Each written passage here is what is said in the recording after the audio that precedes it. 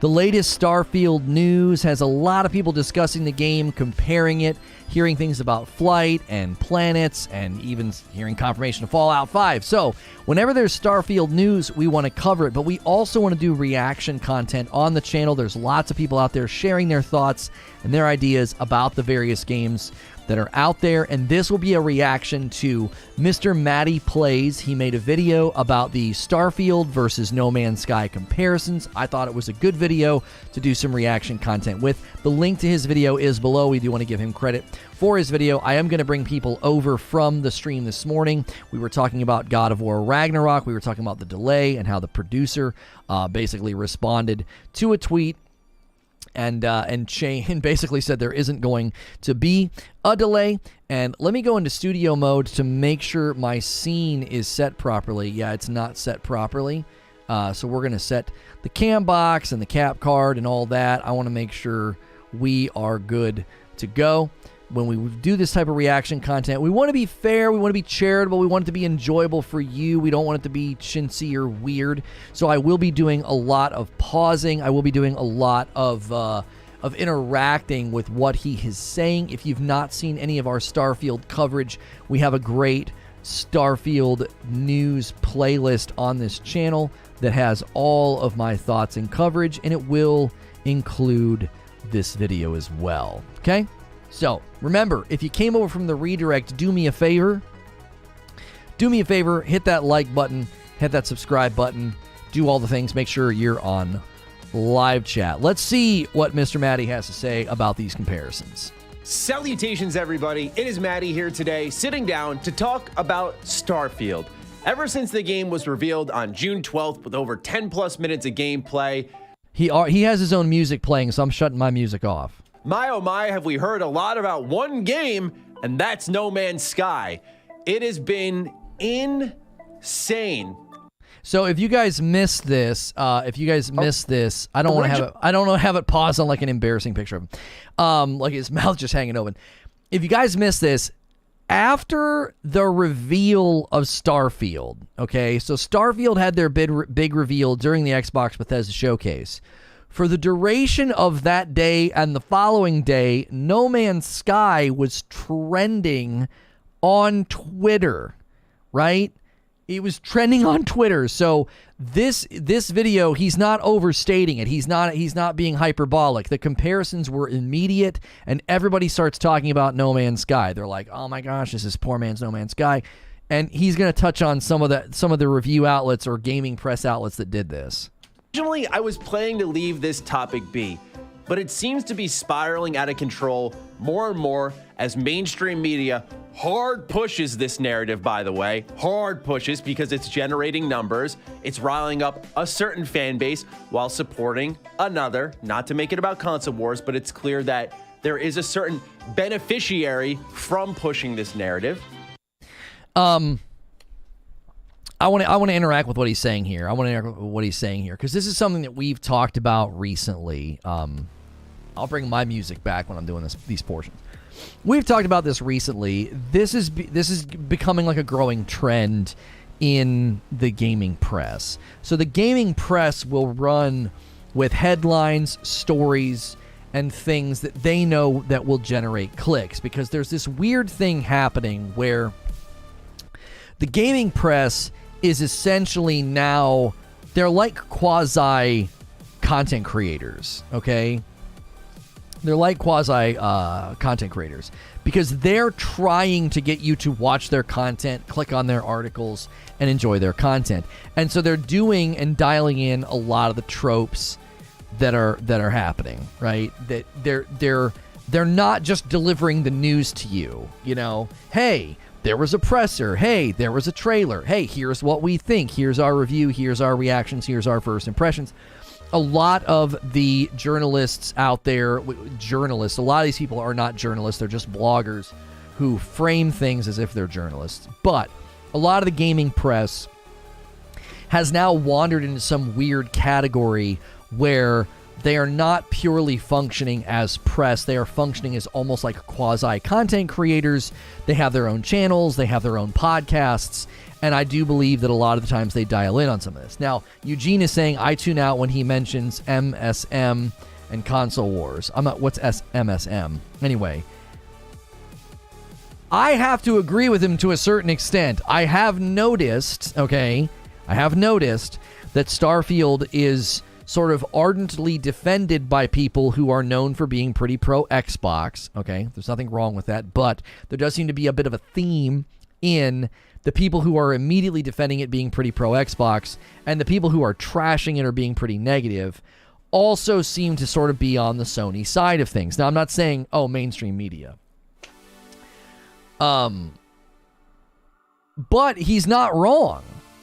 I don't think he's wrong. I think the main source of gaming news, those outlets, I saw headlines like, it looks like ugly No Man's Sky. It looks like No Man's Sky 2.0. You see these side-by-side videos. These outlets pull lots of impressions, lots of views, lots of clicks. I don't think he's wrong for mentioning that. I also don't think he's wrong for highlighting the fact that there does seem to be an air of tribalism. Now, I'm not saying that's the primary motivator, but you cannot pretend that those people are not in the mix. They're in the mix, they're in the tweets, they're in the chats.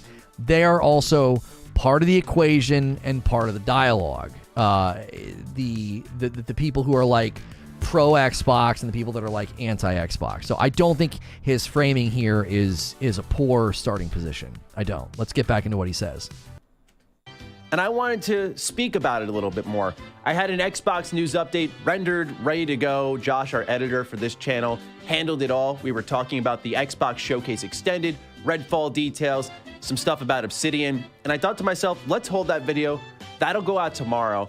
I want to talk about this, not to bend over backwards and defend Bethesda, because Starfield could very well suck, but because what's happening here with these one-to-one, if you will, No Man's Sky comparisons, it's a simplification of a much deeper discussion on what Starfield is and how Bethesda uses procedural generation technology. And not only that, it does No Man's Sky a disservice for the things that that game has accomplished.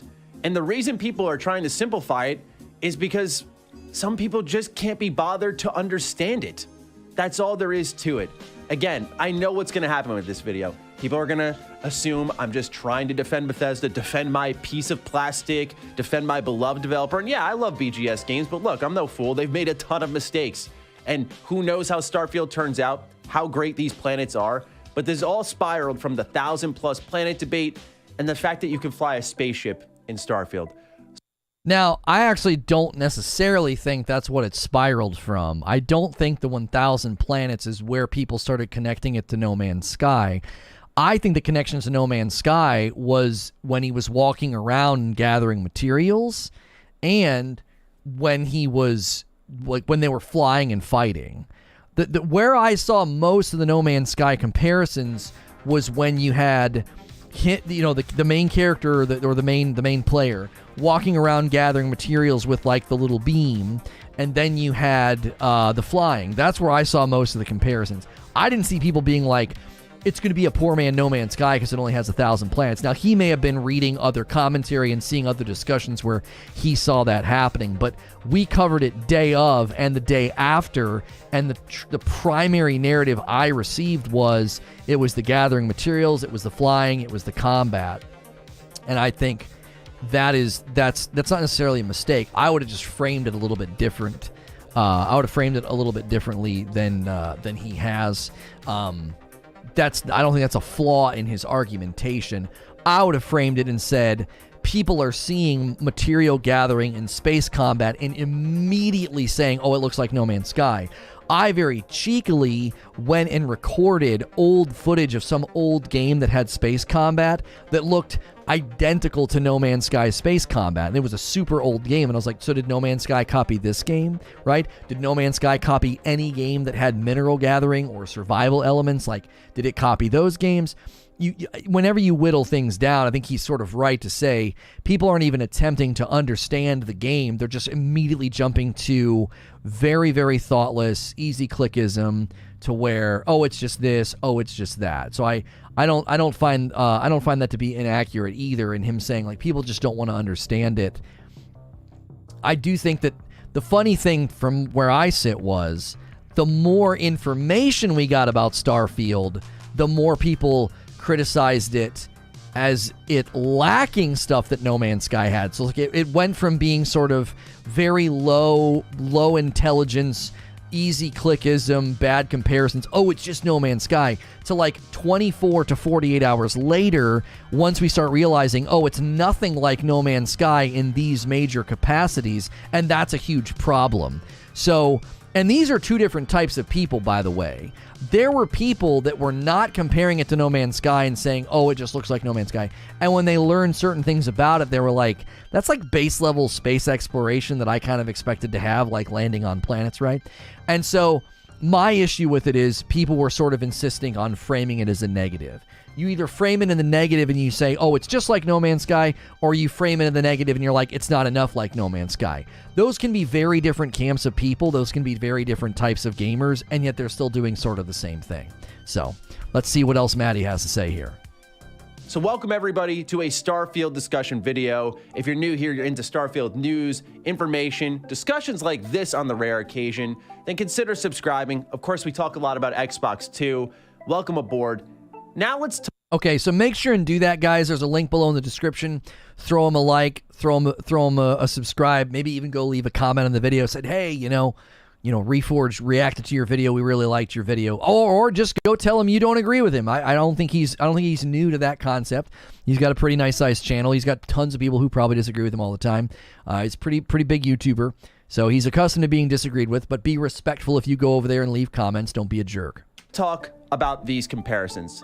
The starting point I want to get into here today is procedural generation tech in No Man's Sky versus what we see in Starfield versus what Bethesda has done historically with procedural generation. So this is where we're going to benefit from some of his research. He did a good job researching this because the procedural generation came up a lot. I was a little in the dark on how exactly it worked. And so post the coffee link. You can type !coffee in the chat. I'll do it for you, or it's in the description below if you want to order some of our coffee, Reforge Roast. My wife and kiddos will ship it to you. Appreciate you guys supporting that. That's not a sponsor. It's our coffee. And let's get some likes on our video, guys. Make sure you're in live chat. Make sure you smash that like button. We do reaction style content more and more now on this channel because we think it can be really enjoyable. We strive to have very interactive, very dialogue-driven reaction content. And so let's take a listen to what Matty says about the procedural generation. Todd Howard said over 1,000 planets could be explored in Starfield. Immediately, that's where the comparisons began. And again, this is where I think No Man's Sky has done a disservice because No Man's Sky doesn't have thousands. It has millions, billions of planets that you can explore, each of them different. And after 19 free updates for the game, as it's battled back from a tragic launch, that game is in an excellent state now. And it's so interesting to see people trying to bring Starfield down in one instance by using No Man's Sky as a comparison, but also unintentionally bringing down No Man's Sky by using Starfield as a comparison. Starfield's planet count doesn't sniff what No Man's Sky offers. The reason why this is important to distinguish is because Bethesda Game Studios uses procedural generation technology in a way that not a lot of people are really familiar of. When you hear procedural generation, because of indie games, a lot of people kind of go, ooh, ooh, and I get it, I'm the same way. I don't really like the not handcrafted experience. I don't like random elements. I like a developer's intent, and I discover something when I have a quest line, those types of things. That matters a lot to me. But there's a lot of people, I think he's good to point this out. I think this is actually really helpful. A lot of people hear certain buzzwords in gaming and they do immediately react. So like I've talked about this before with live service. People hear live service and they immediately think it's a negative. And I actually think live service can be really, really good. Procedural generation can also be something that really turns people off. They feel like it's just going to be this mismatch. It's going to be a bunch of crap. When No Man's Sky first launched, actually, a lot of the planets and the animals looked terrible because it was just all randomly procedurally generated. They have since made it to where the plant life and the animals and the planets look significantly better. They sort of conceded the point to the community and said, we'll put in rule sets to make sure that the animals and the plants and the planets look significantly cooler, because there was that famous Jurassic Park theme song that they like played on the kazoo, where like the derpy, stupid-looking animal is like walking around the planet. So they've conceded that point. So some people do hear procedural generation and they just assume the negative, like this is going to be bad. This is not going to be a good game because they're just going to procedurally generate everything. It's all going to feel very generic, and as he says, not handcrafted. So it's important in this section to understand he's going to draw the distinction between something that's purely randomly generated and how Bethesda has used it in the past, as well as how they're using it right now in this game. A lot of indie developers went in on procedural generation for content because it allowed them to make beefier games that, if they designed them right, would make them infinitely replayable and get more players to hop in, and they would have the ability to maybe charge more and fans could sink their teeth into something bigger. It was a win-win for everybody. It really popped off around the early 2010s. I remember starting to hear about it more and more. I'd say around 2014 when PlayStation 4 was really pushing some great indie games. It's not like it just started then, though, because you go back further, Bethesda Game Studios is using it in a really interesting way. Take Oblivion, for example. Oblivion is one of the most famous Bethesda Game Studios games. Do you know that the entire terrain of Oblivion is procedurally generated? Every bit of land that you walk on in that game, every bit of terrain is procedurally generated. What they do is they... Okay, now, I'm going to have to take him at his word. I don't know if anybody can do a quick Google and fact check this. I heard him say this and just sort of took it on faith. I was like, I don't think he would say this if it was just blatantly false. Also, once he starts describing how they're doing it, I've had other people come in and tell me that the way they're going to do procedural generation is a way that many people do procedural generation. It gives them a shortcut of having a canvas basically to work with, and he's going to go into those details. So I didn't fact check this claim, but I think what he's saying is very probable to be true and accurate based on things I've heard in the discussions that we've done and people referencing other games. And it just sounds sensible. It doesn't sound like he's making some wild, outlandish claim. But if this can be falsified and this is a false statement, feel free in the comments or in the chat to do that. I think what he's saying is true. They generate the terrain in certain biomes of the world, and they build upon it in that instance. And what that does is allows them to not focus on, as someone who's making a game, by the way, hand placing every little asset around the world. Do these trees line up? Letting a computer sort it out and focusing on the bigger picture. Something Todd Howard actually spoke about a bit, which is a difference from No Man's Sky, by the way, where he wants one reality to be in space, right? That type of exploration, that type of gameplay, and one to be on the ground. And that seamless transition between, which No Man's Sky does, and it's really cool, they said early in design, we're not going to do that because it takes away from what they want to focus on with the design of their game, right? The intent of design for No Man's Sky was the infinite space exploration game, the seamless transitions, all of that. Where Bethesda Game Studios is clearly focusing on how do we make an excellent on-the-ground experience and one that's just as excellent in space, and they cut out the middleman. And so, going back to Oblivion, the intended design is to make excellent dungeons and quest lines here, with fun gameplay and a flexible class system. Spending all that time building the terrain, carefully weaving the hills and the mountains together, takes away from what really matters. As long as it looks natural, the player's not gonna really care about it. So that's one way that I can point to that Bethesda Game Studios has used procedural generation technology that none of you seem to care about until 2022.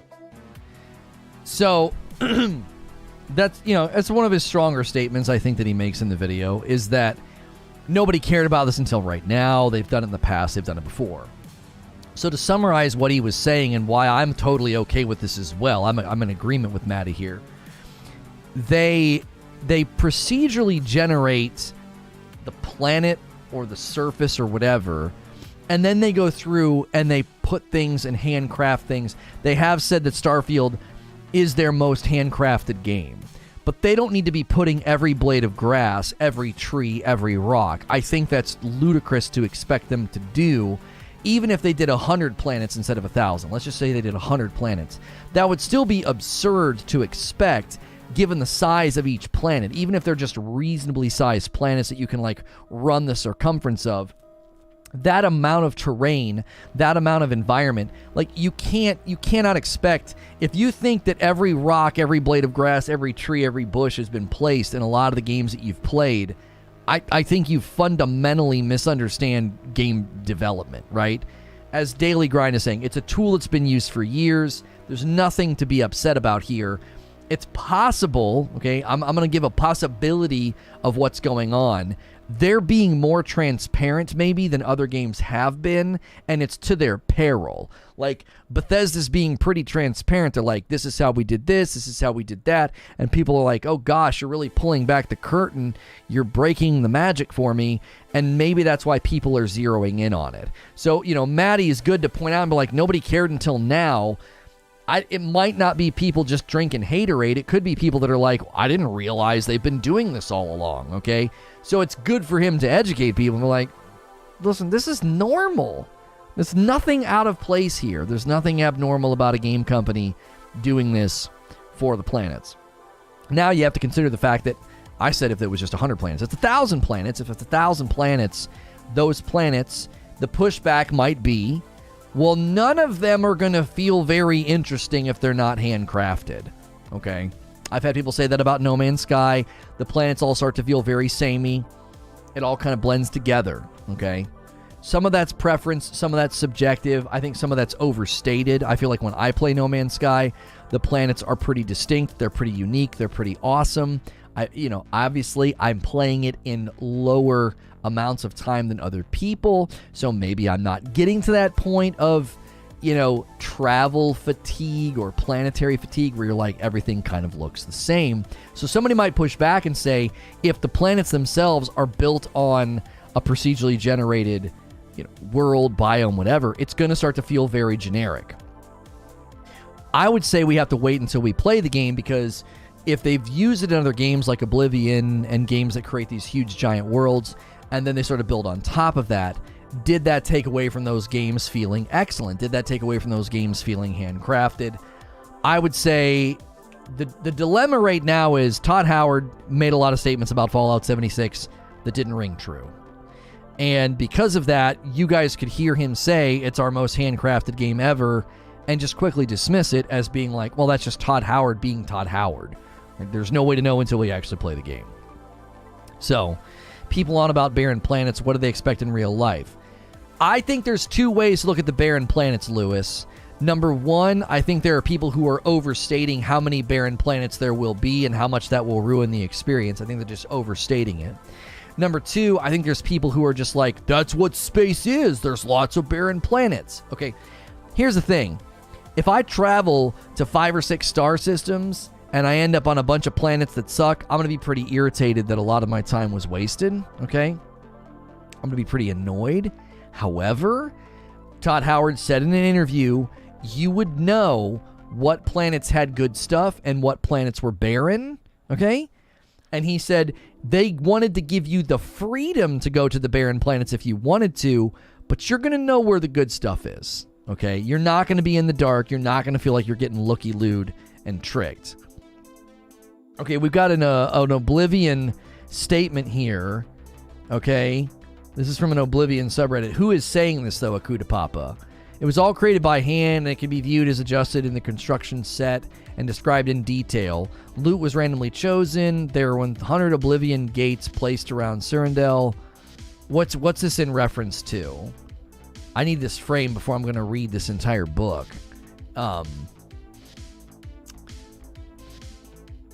That was all created by hand, and it can all be viewed and adjusted in the construction set and described in detail. Same for the Oblivion worlds. That's how mods are made. Nothing is generated. The game just sometimes picks which specific thing to show you from predefined content. Loot is randomly chosen from specific level lists. Certain enemies and any spells used are randomly chosen from the list. There are 100 Oblivion gates placed around Cyrodiil. 10 of them are scripted to appear at specific times. Wait, so they're saying it wasn't randomly generated, or not randomly generated, it wasn't procedurally generated? The way that Matty described it, it was like the ground. It like procedurally generated all that, and then they went in and placed stuff on top of it. So this person seems to be indicating that the worlds are not generated, they're handcrafted. So they seem to be pushing back on his claim. I don't know if they're specifically disagreeing with him, but they seem to be saying that that's not how Oblivion was created. Oblivion is not 100% procedurally generated. He didn't say it was 100% procedurally generated. He was talking about the hybrid situation that we're going to have in Starfield was true in Oblivion, is what he was driving at. Only the dungeons are random. I think it's a modder, says Akuta Papa. It's in reference to the procedural generation. The dungeons are procedural to a point. There is some procedural generation. Okay.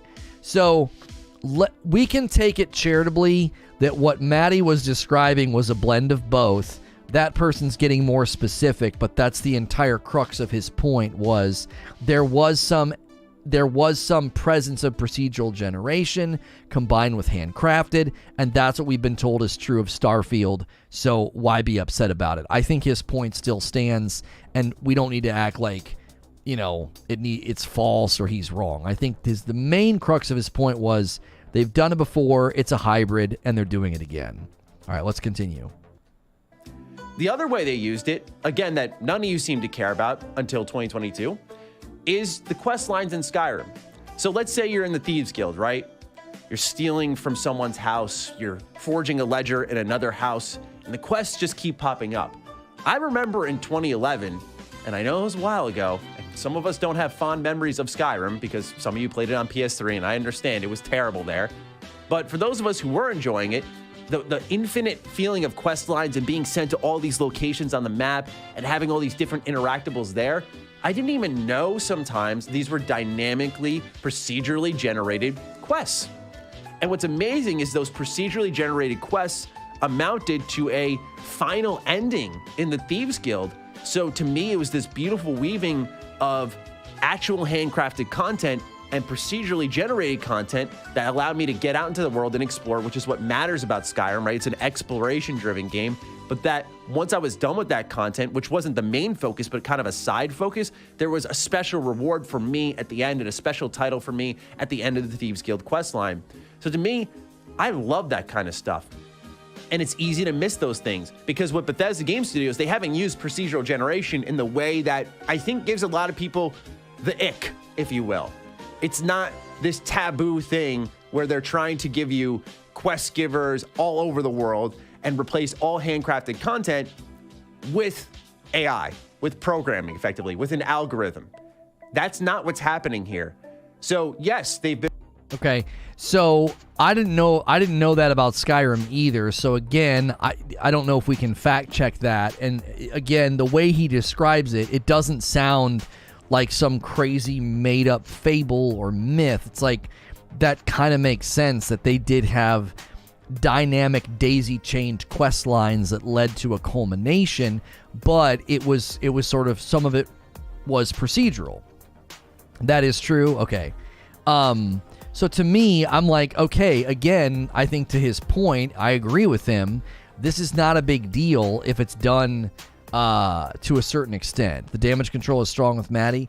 It doesn't feel like damage control. It's like he's zeroing in on particular criticisms, Ghostface, and he's saying, listen, if you guys think procedural generation is a problem, number one, it's been used before. Number two, we don't know to what degree it's been done in Starfield because we haven't played it. He's doing the same thing I'm doing, typically when I've covered Starfield, is I get underneath presumptive criticisms or criticisms that just feel way too early, okay? I have consistently talked about my concerns and issues and things with Starfield from the performance. Now, we may do a reaction video to Digital Foundry's Starfield video because I found it to be incredibly informative to what exactly in the game is happening and why there are concerns about performance while also marking huge differences from games of the past. So, pick a side. Lono, are you going to agree with him or debate him? this is not dichotomous like low-level content. If that's what you're looking for, you've either never watched my content before or you're just being intentionally divisive. I don't do that. I point out different things. I said at the beginning that the way he framed it, I would have framed it differently, but that doesn't make him wrong. I actually largely agree with a lot of what he says in this. I haven't found anything that I would distinctly disagree with. So, God of War possible delay? No. Been open. Some planets are going to be ice balls. Some planets are going to be barren deserts. And it's up to you if you want to stop by and you want to build something there, if you just want to leave it, if you want to farm the resources, what have you. Where I think a No Man's Sky comparison is fair is something like the mining laser, 1-to-1. And that's okay. Let's talk about artist inspiration a little bit. It's totally okay for developers to look at one another and take inspiration from their ideas. Are we again going to call Hello Games and No Man's Sky a bunch of copycats because in their 2016 Foundation update, they decided to add base building to the game? And are we going to sit there and go, you copied Bethesda Game Studios, you sons of bitches? How dare you? Really? Sorry, I forgot he swore in this. I obviously don't swear in my content. I don't care that other people swear. I keep my content safe for work, so he had a pretty low-level swear there. I think his point is so well made, though. Like, as everybody looks to No Man's Sky and wants to make these comparisons and act like Starfield's just this copy, No Man's Sky literally has copied things that other games have done. Now, is that a problem? No. No Man's Sky is not the first game to add base building, right? And no one took away from the base building in No Man's Sky to act like, oh, dude. Now, I actually remember people saying that No Man's Sky just felt like adult Minecraft or space Minecraft. And I remember being like, no, I don't think so. I remember people doing the exact same thing when No Man's Sky added base building. They run to a negative framing and they just kind of maintain that negative framing. And again, judge the game on what it actually does. If you want to play No Man's Sky's base building and you want to have your own commentary, your own thoughts, your own criticisms, that's totally fine. But I think Matty's making a good point. It's like, what are you talking about? Like, this game can't be a carbon copy because there's literally stuff in Fallout 4 that ended up in No Man's Sky, right? Like, but nobody would go back in time and say, well, No Man's Sky copied Fallout 4, because Fallout 4 wasn't the first game that allowed you to do base building, right? No, that's not a thing. No one's going to claim that, right? There's 650 people here. Let's hit the likes. Before we continue with my reaction to Matty's video, let me just say welcome to everybody who's here. If you've never been here before, I am a Safe for Work broadcaster. I do talk show style content like this throughout the week. It is live, and I do reaction content. We're starting to add a little bit more reaction content. We make our reaction content pretty thoughtful, pretty charitable. I'm never going to like bash somebody or be nasty, and it is meant to drive discussion and dialogue. If you like this style of content, hit subscribe, hit the bell button, hit the like button. I'll be in your sub feed all week long. I'm basically a video game podcast that you can enjoy throughout the day. Let's let Matty continue talking about No Man's Sky comparisons that he feels are overstated. No, they saw a cool idea, maybe in Fallout 4. Maybe they thought of it themselves because, newsflash, game mechanics don't just snap out of thin air. They have to be iterated upon, worked on for an extended period of time. But if they took inspiration from Bethesda, that's great. What I like about how Bethesda has spoken about Starfield is they've been open about their inspirations. They mention FTL. They mention Mech Warrior. These are some of their direct callbacks. No Man's Sky is obvious in a particular sense to me in the resource collection. But No Man's Sky wasn't the first to do space travel. In the way Bethesda showed the map and the pullouts and the rotation of planets and all that stuff, the scanning, where's the Mass Effect callbacks? That's a point that I can't believe nobody has made up to this point. I had people in my Discord, I had people in my YouTube chat saying, oh, the way they show the planets, it's a direct copy from No Man's Sky. I'm like, no, it is not. The way that No Man's Sky shows the planets and the planetary maps is not at all like what we saw in the Starfield video. Starfield is almost one-to-one Mass Effect style of how they show the planets and the systems. That is not how No Man's Sky does it. Now, No Man's Sky is similar, But what we saw in the Starfield trailer was far more almost one-to-one frame by frames of how Mass Effect is done. And now, does that mean they copied Mass Effect? No. There's only so many ways to show planets, okay? There's only so many ways to show a solar system. A grouping of planets can only be shown so many ways before you're just going to be making it dumb. Like, you want it on a flat piece of paper? Do you want it as an ARG and your character holds out a projection or something? There's only so many ways to show it. So I'm like, I don't have a problem with it looking similar to other games that have also shown maps of planetary systems that allow you to navigate them. Like this, again, I just think that we don't do this. We don't typically do this with other games. We don't say, oh, I can't believe their map system was the same as this other game's map system. Plenty of games have done this. This isn't something new. It's been around for a long time. It just means they copied Mass Effect. Yeah, or showing planetary map systems is just something that's been around for a long time. It just generally looks like this. Like, do you think Mass Effect is the first company to ever show a planetary map system? Do you think? I don't think so. There's probably plenty of movies and TV shows that did this before Mass Effect. So Mass Effect, who'd they copy? You know what I mean? IGN immediately called out Mass Effect, though, so people were talking. For sure. It's just one of those things where it immediately. I'm talking about the dialogue that I saw. I'm talking about the dialogue that I saw. The dialogue that I saw said it was 1-to-1 to No Man's Sky's planetary system menus, and it wasn't like at all, right? So,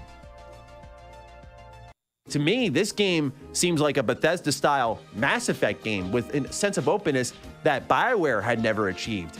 And are we going to start to say Bethesda copied BioWare? Or is it because BioWare's not relevant as much anymore, sadly? So that's what I'm not understanding here, and why I feel like it's borderline trying to slander Starfield. It's hurting No Man's Sky. It's not helping the conversation on any side of the fence, and the media is hard pushing it because they benefit from it all. Now, I'm gonna disagree with him a little bit here. I'm gonna disagree with him a little bit here. Number one, I think saying, using the word slander, they're slandering Starfield. I don't like when people use words like that sort of haphazardly. I'm like, no. I don't think that word is necessary. I think that word is hyperbolic, right? I think that hurts literally the thing he says directly next. I actually think, funny enough, he hurts his case a little bit here. It's like, you can't be hyperbolic and say that Starfield's being slandered and then be like, oh, but the press is being hyperbolic because it works well for them. Like, this is why I don't like to get like, I don't want to be splitting hairs and being pedantic. Like, you can't use the word slander, but like, if you're going to use the word slander, you need to use it in the appropriate sections and places, and that feels like a bit of an overstatement. The other thing I'm going to disagree with him on is when he says it's hurting No Man's Sky. I do not agree with this in any sense of the term, because I believe that No Man's Sky has been extremely successful. Now, I have told people that they seem to be doing a disservice to No Man's Sky, or like misunderstanding what No Man's Sky is, because No Man's Sky is a space sim survival game, and it's not a space RPG. So the element of like questing or investing or crafting is all very, very rudimentary and simplistic in No Man's Sky. And I don't say that as a slam. I think No Man's Sky is an excellent game, but the questing in that game is mostly like bounty driven, and the RPG elements and the crafting are all very, very similar, like very simplistic. Like the way you craft your weapons or your ship, it's a predetermined shape, and you're just like adding pieces inside of it that change its stats. That's cool, but that's not really what No Man's Sky is about. It's not about this deep, RPG experience.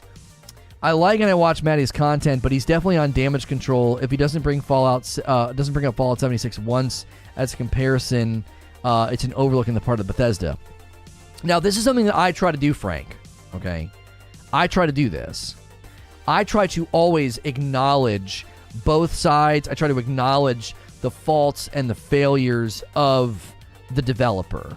And I've tried my absolute best in all of my discussions to say, if you have apprehension, fear, or concern or worry about Starfield because of Fallout 76, I think that's completely legitimate. What I don't think is legitimate is people jumping to conclusions. There's a difference between being concerned and worried and being like, man, you guys really messed up Fallout 76. I'm really worried you're going to do it again.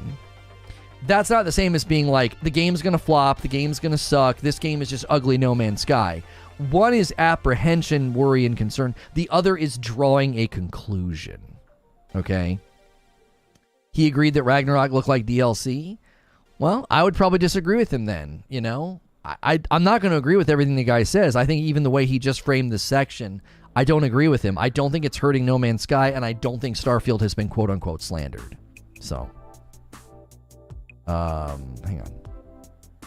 And I think it's extremely frustrating to watch because it's our duty as like content creators, and I'm not trying to get on my soapbox. It's our duty to guide you, but for the conversation to get the biggest offense that Matty does in the video is not running night mode or dark mode on Twitter. Like, I don't want to be controversial, and I don't want to be a hater. I don't want to get into YouTube drama. But what the actual frick, Matty? What is this? This is offense. I'm just kidding. Better. We all have to actively improve it. And when IGN's posting this bullshit video. Oh, yeah, sorry, another swear. So, this is another section where I think okay, so they said, let's just read the tweet. Starfield gameplay has finally been released, and fans quickly began making comparisons to another epic space travel game, No Man's Sky. Check them out running side by side. So I think what IGN is doing is it's low-hanging fruit, 100% low-hanging fruit, but I don't know if I would label this as a BS video because fans were making immediate comparisons. The dialogue was immediately pointing to No Man's Sky, and they're reporting on that. They're saying, hey, people are drawing comparisons. Here you go. Here's a side-by-side. What do you think? They should have probably ended the tweet with, what do you think? It's already a pretty long tweet. I'm not going to sign on and call this tweet BS. I'm not going to call this tweet like wrong or you shouldn't be doing that or whatever. To me, they are literally saying fans made comparisons, and they're even calling No Man's Sky a space travel game. So they're even saying sort of like, at this level, they're being compared. These are games where you can travel through space. I think that that's fair. If they would have said, fans began making comparisons to another space sim game, I would have been like, hang on a minute, you just miscategorized Starfield. They don't miscategorize, which is something that irritated the fire out of me in some of the criticisms of Starfield. People were miscategorizing it. So they don't do that. They don't claim it's one-to-one, and they seem to be primarily reporting about the fact that fans were doing this. I know it's low-hanging fruit, but I'm not ready to call this video, as he calls it, a BS video. I don't agree with this portion of his video. Of comparisons of how similar No Man's Sky and Starfield look, and it literally doesn't look similar. I mean, let's talk about on a color palette level, by the way, that Starfield looks so washed out in comparison. It's not even funny. Again, probably an artistic decision because Starfield's going for, like, I think of KOTOR a little bit like that old Star Wars feel, but probably a better term, I talked about this with a commenter, was like NASA punk, right? Like, they're going for something different where it's much more vibrant and wondrous over in No Man's Sky. Like, there's just so many different intent of design decisions, artistically, design-wise, everything, that these games are further apart. But the fact that they're both in space is why people are just like, oh, No Man's Starfield. It's like, Christ almighty, man. Again, I'm not trying to overly defend it, but this goes back to comparisons being okay to explain things and pitch ideas. That's what, again, every creative you've ever seen has done, even your favorites. They look at things and they go, it's basically this, but with this and that. And they like put a twist on it. It's Dragon Ball Z, but with a little bit of Nier and then some Persona sprinkled on top. It's like, oh, whoa, that sounds pretty interesting. But I'm gonna say I think I know why he's reacting the way he's reacting. Give me 1 second.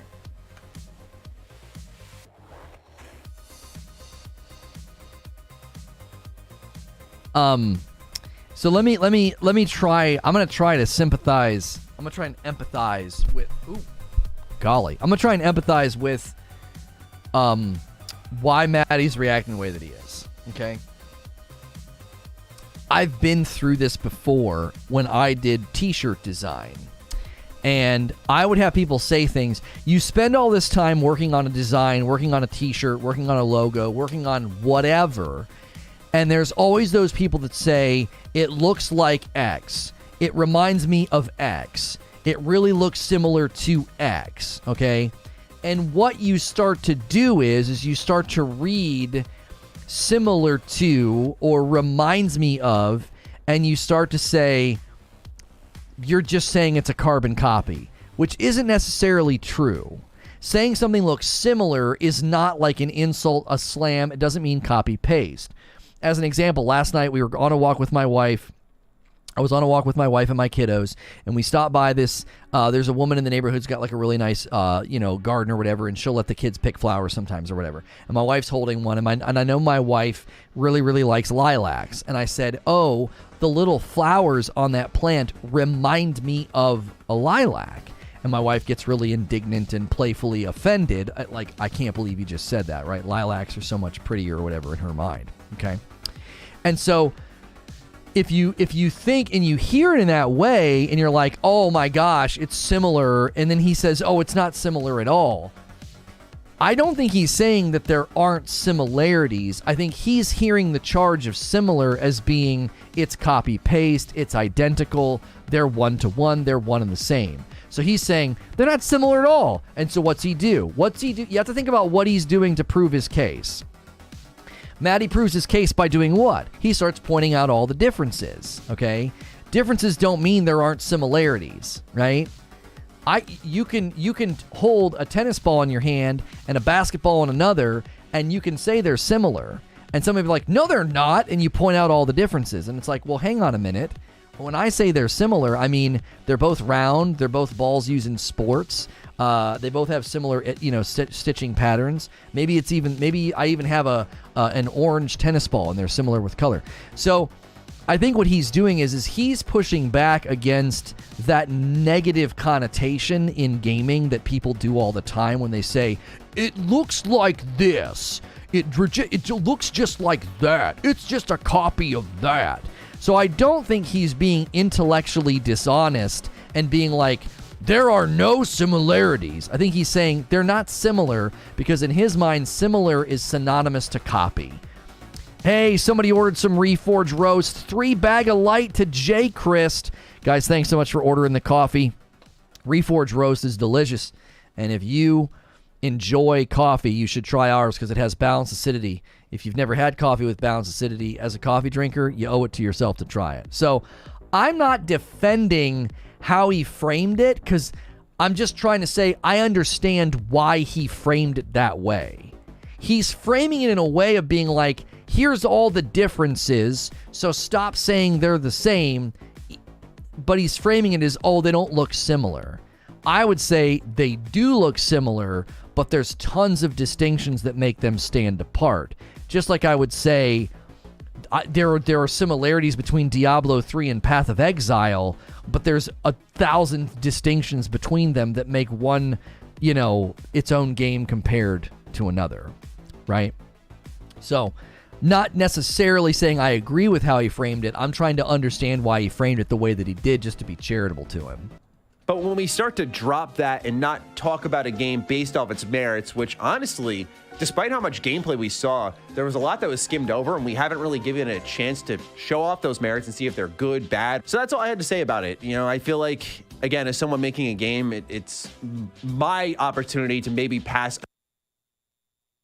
a smidge of education on. I'm certainly no genius over in the engines and all that stuff. No. But the way people have simplified this conversation is asinine. And again, I need to just say for my own protection that Starfield can still suck. Starfield still can suck. It's not to defend them, but really to just help the conversation out, because let's move the needle over and talk about things in the game like, hey, there's going to be crewmates in Starfield. Like, how is that going to work? They said there's going to be dialogue in space.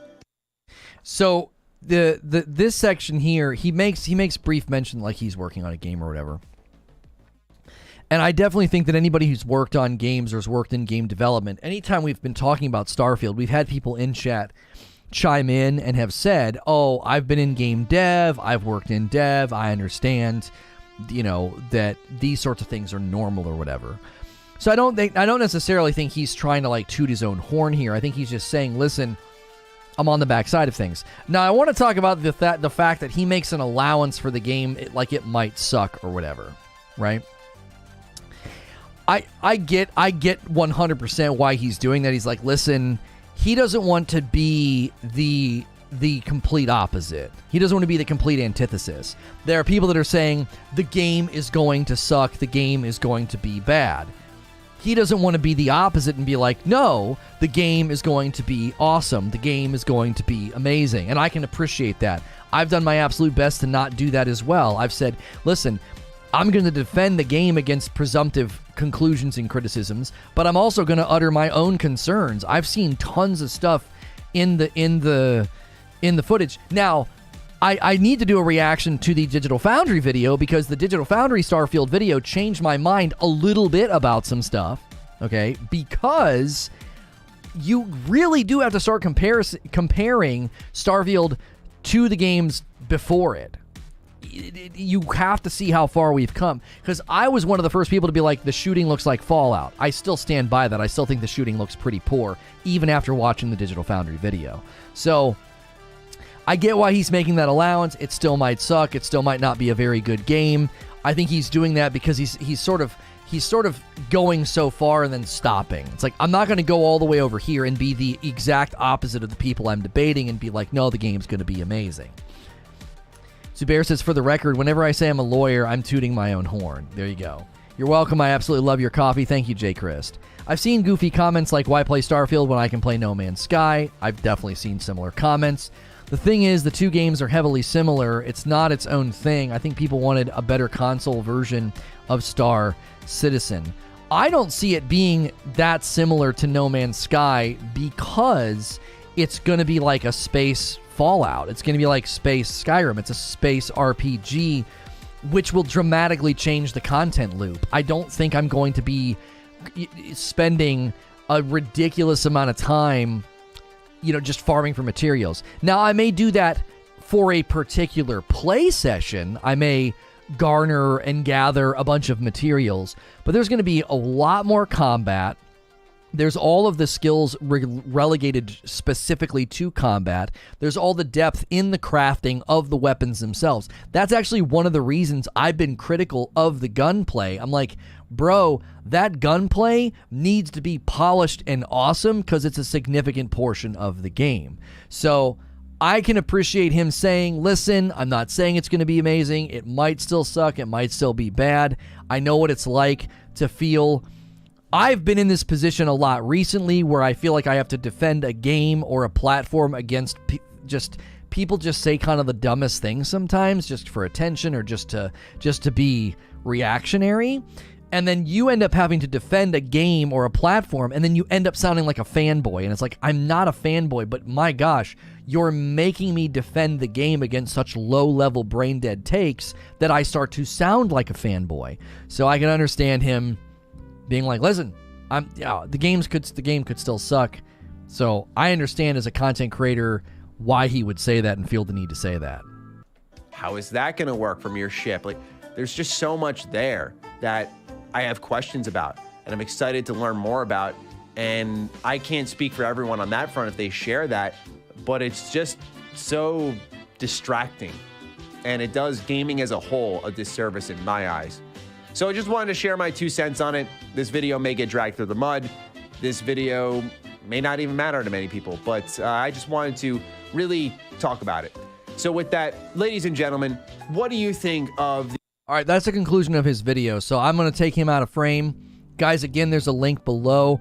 Give his video support. Give him, leave a comment. Even if you disagree with him, you can go and be respectful and say, hey, man, appreciated some of your thoughts. Here's where I disagreed, whatever you want to say. Always be respectful if you're going to go and leave a comment on any of the videos that we react to. I'm curious what you guys thought of Matty's video. Abe said, to say that there's no similarities is just BS. To say they're not similar is BS. I did my best to try to give perspective on why he said what he said. Like, I wasn't necessarily defending him saying it. I thought that weakened his video. I do. Saying that the IGN video was BS and saying that, like, oh, there are no similarities, or however he framed it.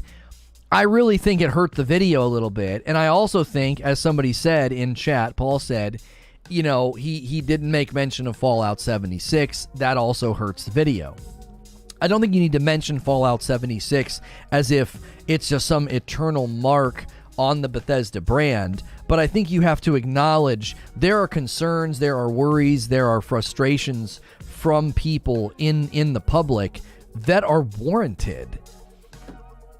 It's totally warranted right now, and I've said this many, many times. You are 100% in your right, and to a certain extent, maybe even there's a slight imperative, very slight imperative on the gaming public to be like, I don't know, man, we got to see this game in action. I'm going to wait and watch streamers. I'm going to wait and watch YouTubers, because after Fallout 76 at launch, this thing could be another ambitious swing and a miss, right? I'm with him. They're completely different games, says Abe. They're not carbon copies of each other, but you can't say they don't have similarities, which is totally okay for them to have. Right. Something I've always tried to do in my videos is I try to concede to a point. Like, all right, I'll concede there's similarities, but, like, you got to win people's goodwill, because if not, it just sounds like, well, you're not even conceding that there's similarities, right? You've got to at least concede that there's similarities, and then from there, move to the distinctions and move to the differences. I think you win a whole lot of trust from the audience when you're willing to concede these, like, just blatantly obvious things and then get down into the nuance and to the details. I think his video would have been stronger for it. I think it would have been like, listen, he should have said something to the extent of, like, obviously if you watch these side by sides, there are tons of similarities, but they're superficial similarities. They're not actual content loop gameplay driving similarities. They're very, very just drive-by observable similarities. Once we get into the meat of what we know about the game, the similarities start to kind of fade away to a certain degree. He makes a claim that there's mainstream media negative narrative being pushed, and his proof is a tweet video that says no such thing as he claims. Well, there are plenty of articles that back his claim that maybe he could have cited, right? If I do a simple Starfield No Man's Sky search and I click on news, okay, there is, let me try to find some of the headlines. Starfield's extended first look has big No Man's Sky energy. Starfield gameplay premiere resembles No Man's Skyrim. No Man's Sky is trending after the big Starfield reveal. Starfield looks like Fallout in space with a bit of No Man's Sky thrown in. So those are not necessarily negative. I'm going to try and find one of the handfuls that I saw, because I saw some that were pretty negative. I saw some that were like, it looks like ugly No Man's Sky. What do we have here? I'm literally just scrolling through like Google News reports, because I'm telling you, I saw it. I didn't think what he said was out of line, because I saw the headlines myself. The problem is the more relevant stories now are the ones where they talked about Fallout 5 seamlessly landing on the planets and things like that. That's been the driving narrative so the more details we got, the more that those headlines sort of drifted to the background. It was the initial reactions. Let me see if I can find it. No Man's Sky, Starfield ugly No Man's Sky. I can't even find the article now. I literally saw it in my Twitter feed. It was in my Twitter feed. I don't know who wrote it, but it said, it looks like ugly No Man's Sky. Let's see if we can find. There was one that said No Man's Sky 2.0. I know I saw that in my feed as well. And I'm not finding it now. See, this is something that I get really, really suspicious of. Okay? I get really suspicious of this. In the wake of the game revealing itself, I know for a fact I saw 2 articles in particular, one of them said Starfield just looks like ugly No Man's Sky, and another that said Starfield, aka No Man's Sky 2.0, or something to that effect. And now I can't find those headlines. Now, in my own experience with the gaming press, they're horrible, and they do not report on things accurately. I think they are guilty of journalistic malpractice on a pretty regular basis, especially in the middle of 2020. They did a horrendous and reprehensible job. I've even interacted with them, and they don't post retractions. They simply update the articles. So I'm a little suspicious of, in the wake of the Starfield reveal, I saw nothing but negative headlines that probably got a ton of clicks, and then as details come out, making those headlines look stupid, they go back and adjust those headlines to make them look more charitable and more fair. Because as details started coming out about the game, it was clear that this wasn't just ugly No Man's Sky, that this wasn't just No Man's Sky 2.0. Are you sure it was headlines and not someone follow tweeting? No, they were headlines. It was in the actual article's link, and you could click on it, and that was the title of the article. I even clicked on the one that said something about ugly No Man's Sky. I know I did. I don't remember who it was. I'm telling you, these companies will go back and change their articles and edit them, and they will act as if it never happened. What did I say when all this first started? What did I say? There were no interviews yet. None of the press had turned yet. And what did I say? I said, they're all going to come out and be negative now, but as we get closer to launch, they'll all start framing things in a more positive light. Why? Well, I mean, it's Microsoft, it's Bethesda, it's a big title. They want to be in on the good graces. They want to get those early review copies. It's so interesting that in a matter of 48 to 72 hours, most of the gaming press headlines about the game are suddenly more positive. Why? Well, because new details start coming out that don't really substantiate and maintain a negative narrative about the game being a carbon copy of No Man's Sky. And number two, it becomes clear to people, if we're too negative about this, we're not going to be able to get those early review copies. We're not going to get that good treatment when the game finally comes out. And suddenly, the media's framing of things shifts. Just like that. It took 48 to 72 hours for all the headlines to shift into more neutral or even positive framings of what's going on. Now, the only thing that's been somewhat... There it is right there! PC Gamer. Starfield is just ugly No Man's Sky. PC Gamer right there. Thank you. I told you. It's literally the official PC Gamer Twitter account tweeting that out. And their headline is the biggest disappointments of not E3. Come on. Come on, man. It was immediate negative framing. It was immediate negative framing.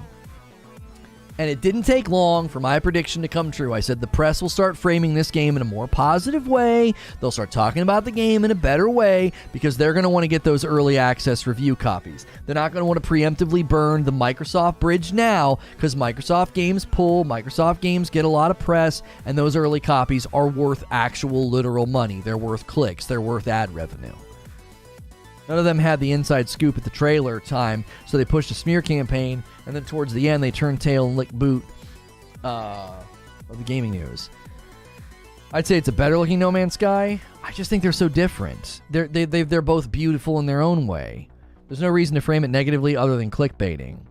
The Digital Foundry video changed my mind about some of the aspects of this game, and some of it has to do with just analyzing the worlds, the landscapes, the graphics, how they're setting things up.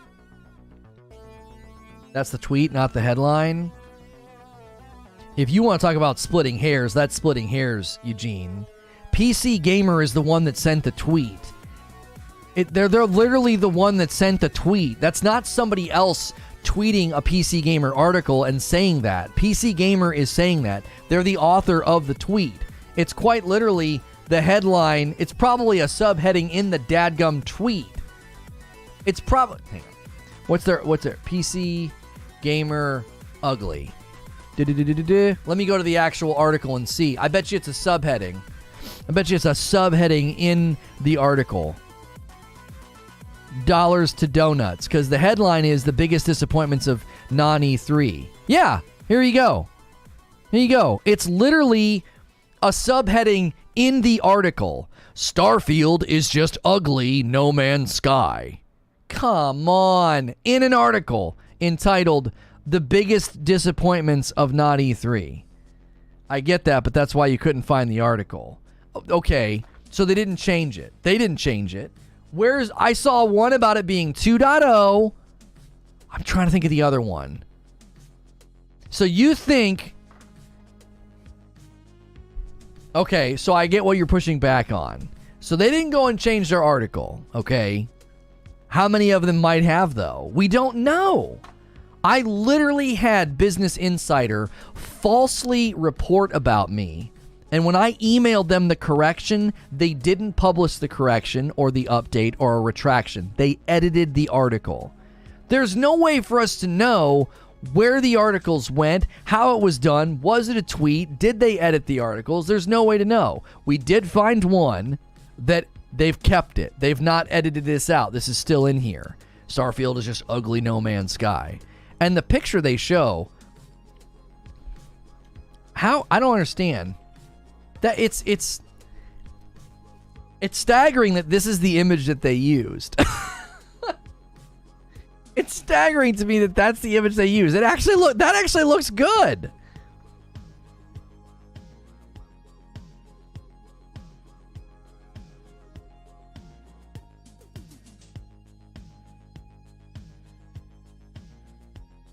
Crafting is terrible in the creation engine. So annoying.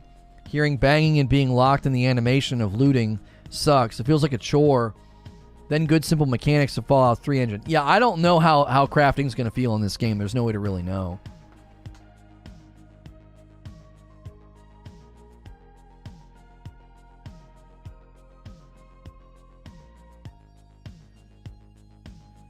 So you're saying the press is disingenuous? I stand by my prediction. I think the closer we get to Starfield's release date, I think the press is going to suddenly turn more neutral positive.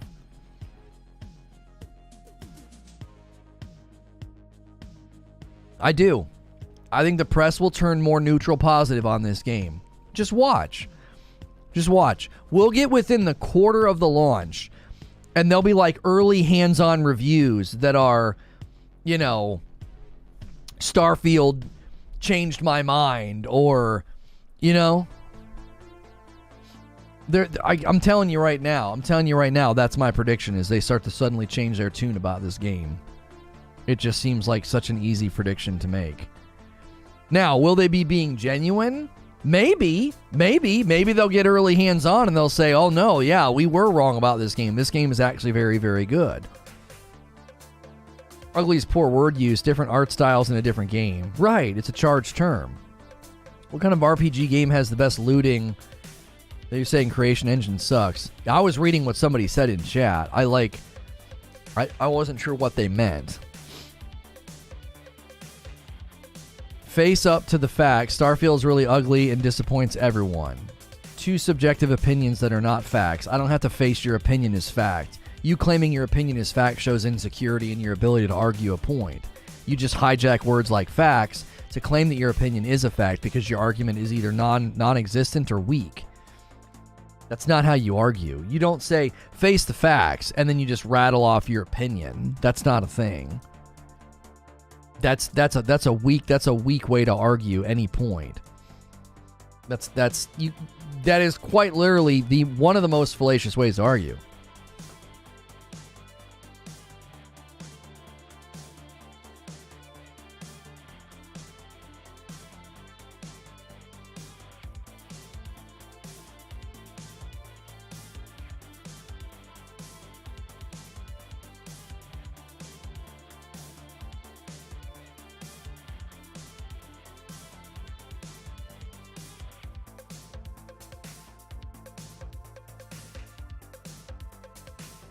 Witcher 3 had one of the most terrible looting systems in all RPG games. I don't remember the looting system in The Witcher 3.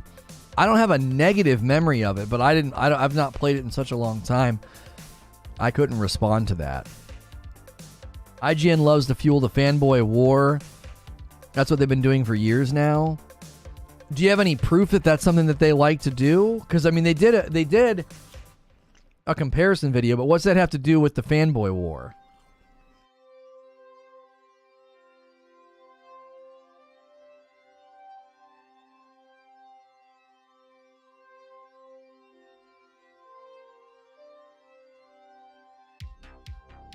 All the mechanics and gameplay, RPG mechanics in Fallout 3 and New Vegas were simple and easy. Now it's just Call of Duty Sims mechanics and watered-down gameplay in the creation engine with garbage oil paint graphics.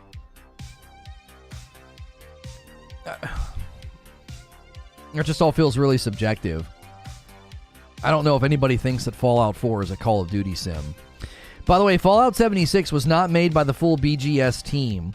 They said that mainly only the Austin-based team worked on it, while the Maryland team had been working on Starfield since after Fallout 4. Well, I certainly hope that makes them, have a significant difference in response and acceptance then.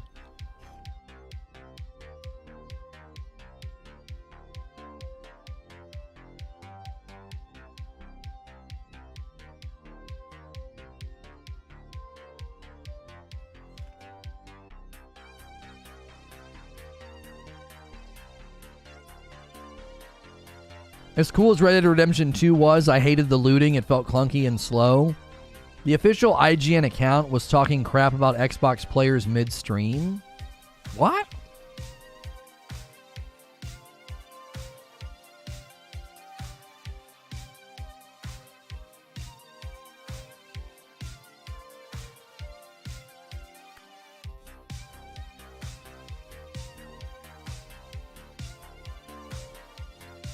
When do we stop calling Fallout 76 a failed game?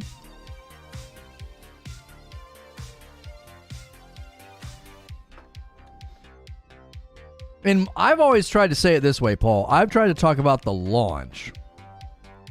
Right? When a game has a really bad launch, like, I'll give an example. Let's say No Man's Sky, let's say Hello Games starts promoting some big, ambitious project that they're working on. Sean Murray even did an interview recently where he said it's so ambitious, people might even think that they're crazy for trying it, or something to that effect, okay? It would make sense if people said and invoked and brought up and were worried about the launch of No Man's Sky. It would make sense for people to say, I don't know, man. I'm a little apprehensive. This isn't the first time Hello Games had a super ambitious project and it didn't come out very, very well. So I'm not going to sit here and give traction to this idea that Fallout 76 is a garbage heap that never crawled out of the dumpster, because we all know that at least I know from the reports and from the feedback of the community that Fallout 76 has come a significant amount. People are letting No Man's Sky like it's the biggest and best thing right now. Well, comparing player numbers of Fallout 76 and No Man's Sky, didn't Fallout 76, when's its new thing release? And No Man's Sky, how many weeks are they in their expedition? Like, I don't think anybody's acting like No Man's Sky is crushing it right now with the player base. That's not their argument. Like, you're invoking a comparison that doesn't make sense, because when people look at No Man's Sky, they talk about the 15 free updates, how much better the quality of the game is, right? Player base has nothing to do with that. Because No Man's Sky is how many years older than Fallout 76? Like, when did they release? No Man's Sky released in 2016. Fallout 76 released 2 years later. So No Man's Sky is older by 2 years and is still garnering more players. You know what I'm saying? Fallout 76 is a younger game. So, like, it totally, like, the quality of No Man's Sky has nothing to do with the fact that, like, yeah, the player base is at, like, what, 12,000 right now? Player peaks of 15,000 in the last 24 hours. Fallout 76 is at 9,000 players right now with a player peak of 13,000 in the last 24 hours. So their player base numbers are in similar, I was going to say circumferences. They're in similar hemispheres, but that's when people are invoking No Man's Sky. I don't think they're invoking this vibrant, crazy, successful, booming player base. They're saying the game is great. It's come out how long ago? 6 years ago. And they've done all these great updates. Also, again, what the point that I just made is that if Hello Games starts marketing some big ambitious project, dollars to donuts, the press and the public are going to bring up how bad No Man's Sky was at launch, how ambitious No Man's Sky was, how long it took No Man's Sky to get up to where it seemed it wanted to be, and then people would be concerned and be like, is the next project from Hello Games going to have a similar problem?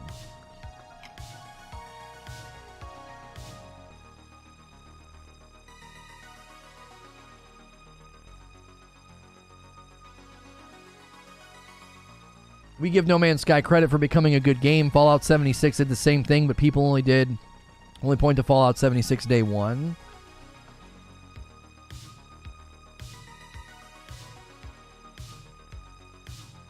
I think the differences in No Man's Sky are more noticeable.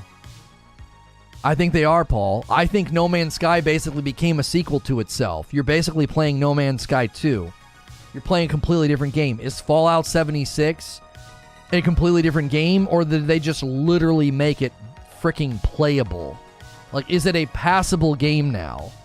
No Man's Sky literally transformed and evolved itself into almost a completely different game. I don't think I've heard anybody say that about Fallout 76.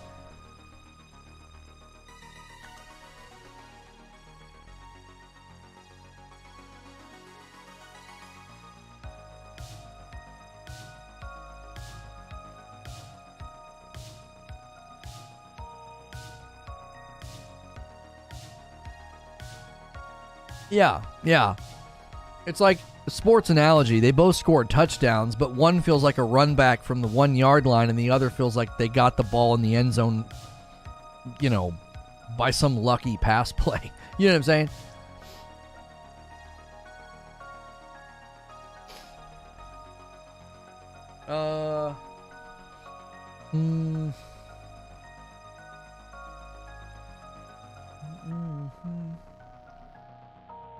Oh, yeah, I'll read that later. Mac88 left me a message about the no summons run in Elden Ring.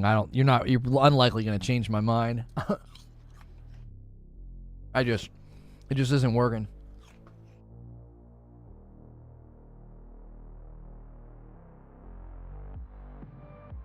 Wasn't there more about Fallout 76 that pushed people away? Wasn't there something about micros or something?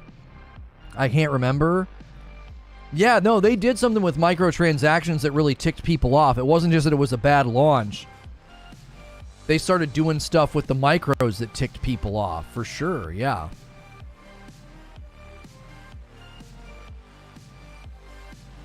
This music slaps, thank you. It's Stream Tunes. If you guys haven't hit subscribe yet, hit it. I am a Safe for Work broadcaster. We did react to Matty Plays video at the beginning of this video. It was about an hour-long reaction to a 15-minute video. I did my best, I feel like, to be charitable and interact.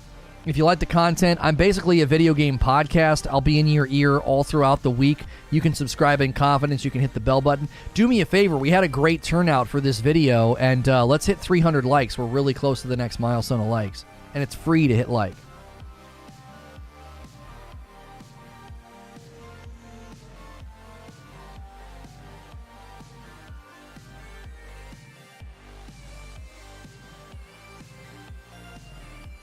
They tried to launch the premium pass stuff just barely into a year, and the community took it as a slap in the face.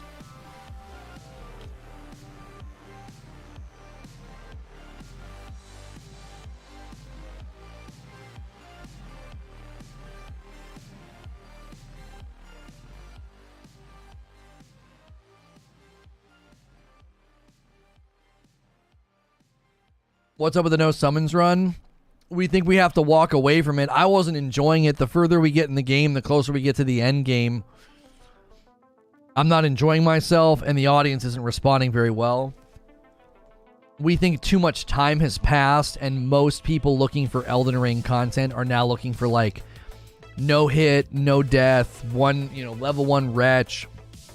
Sadly, it seems the demand for the content has dropped, and my enjoyment dropped as well. Like,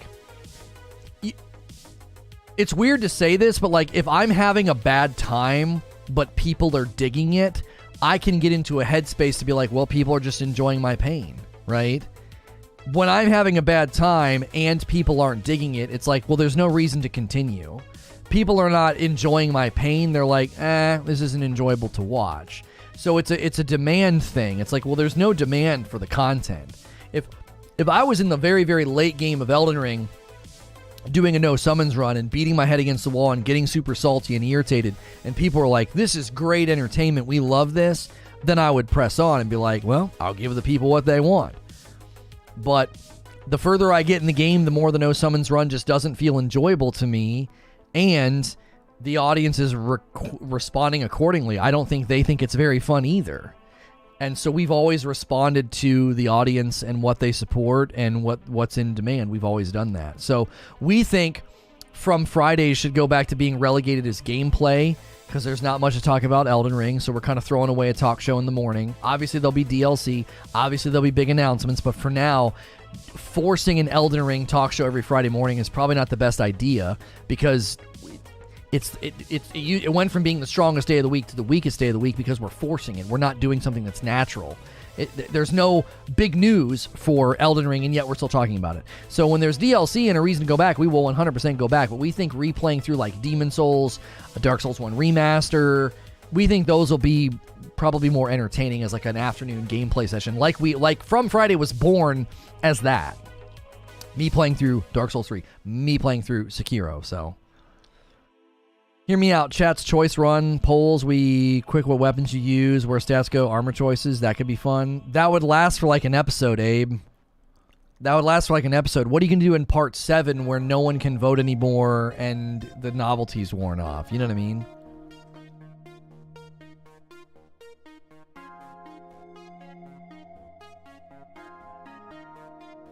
Yo, it's good virtual reality. Starfield looks good, but not great. I'll definitely buy an Xbox. Play it on PC if you get a PC.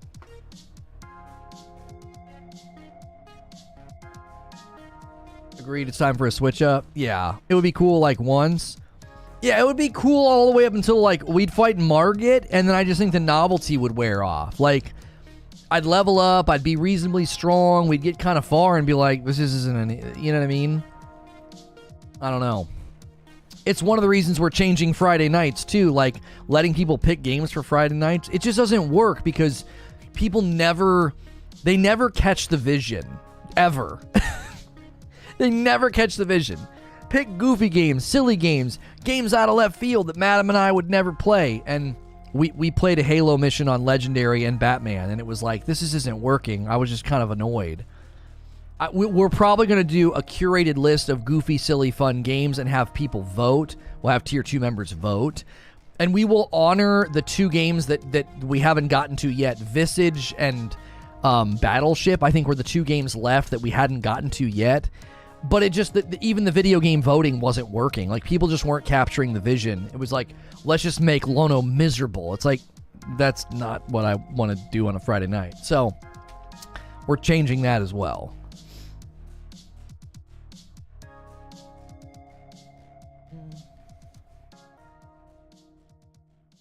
It'd be cool twice, and then he doesn't have a weapon upgraded. Yeah, it would not be fun.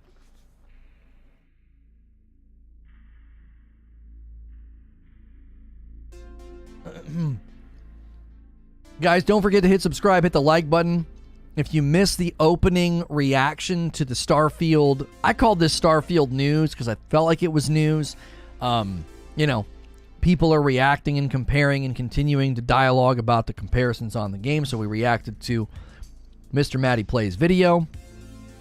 We will be going over to Reforge Radio today. We got some good news. Good news sounds like I have good news for you.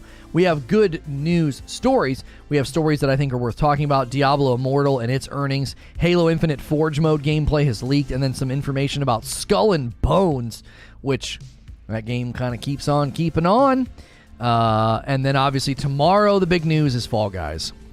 And this Friday is a huge members-only thing. So, guys, don't forget, tomorrow Fall Guys goes free to play on all platforms, and we're doing a big community game night this Friday. We hope to see a ton of you there. Become a member or give some members. Give me 1 second. I'll be right back.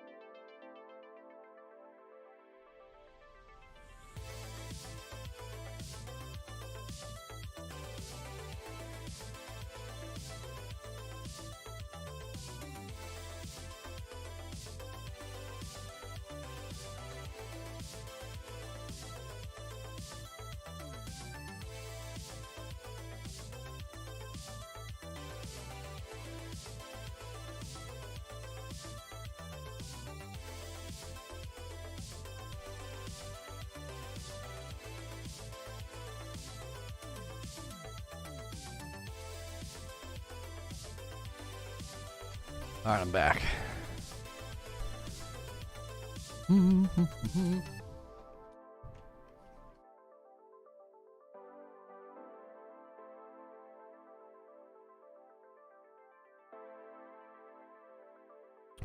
Harbo Guy Gaming says, can we get your take on the Act-Man Quantum TV situation? You know what's funny is everybody that asks me about that, I never recognize your username.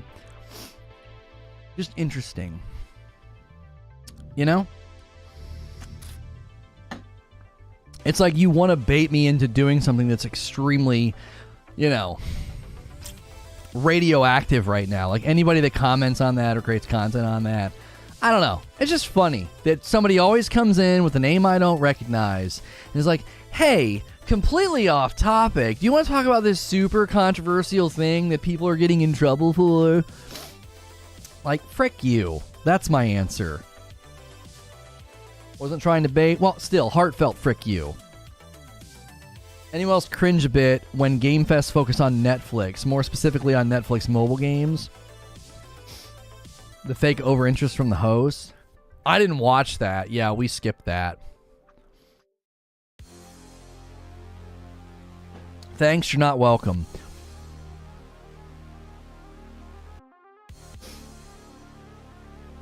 Game development is heavily resource-based. You can't have both polished graphics and massive gameplay in time. Developers have to sacrifice one thing to achieve something else.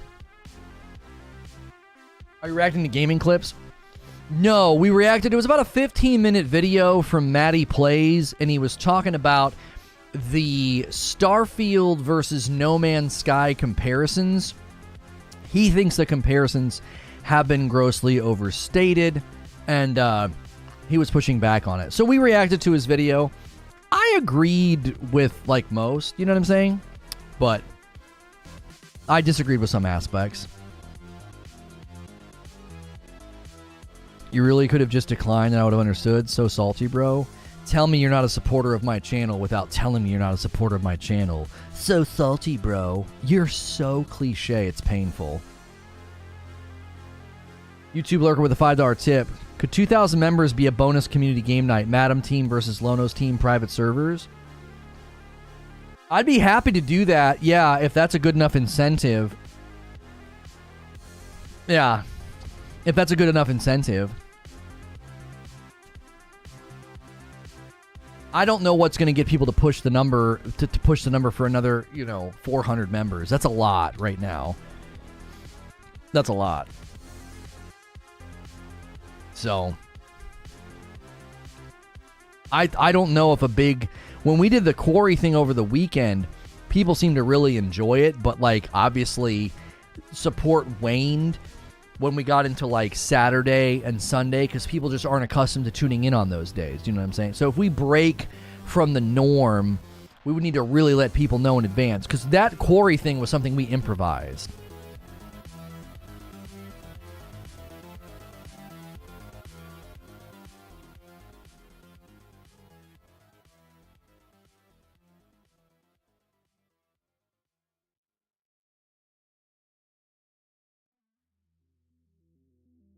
Reforge Retro will? Yeah, I saw you put that.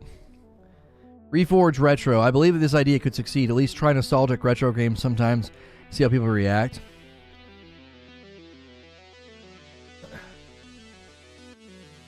Yeah, the challenge with that is there's just not a lot of demand for that.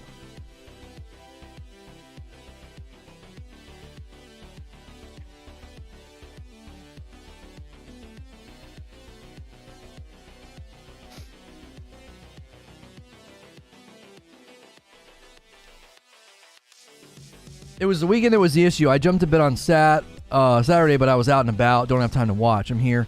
Right.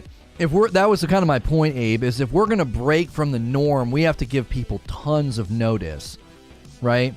Or we could take YouTube Lurker's idea and just do it on a Friday night since everybody's accustomed to Friday night being the night, Harbo Guy Gaming, if you're an actual fan and you're here all the time, then... I retract my biting of your head off. But the fact that people keep coming in and trying to bait me to talk about that, I wish I could see your chat log history, because I have no idea if that's the first time you've done it.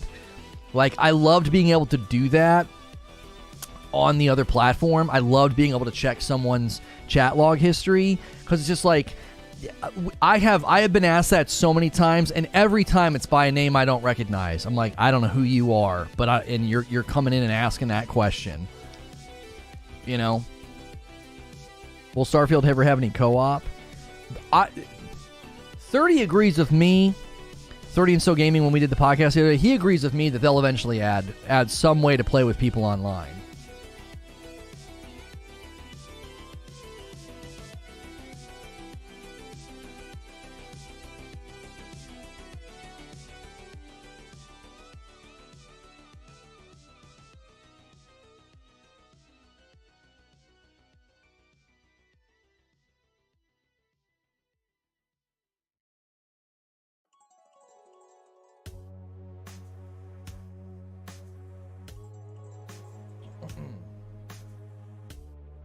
Don't expect Bethesda to have co-op. They won't add it later.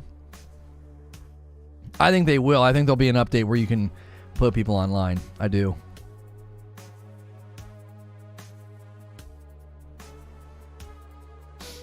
TriStar Citizen, I think you would do something with that game too. I don't think Star Citizen is going to be worth our time because there's too many people already covering it.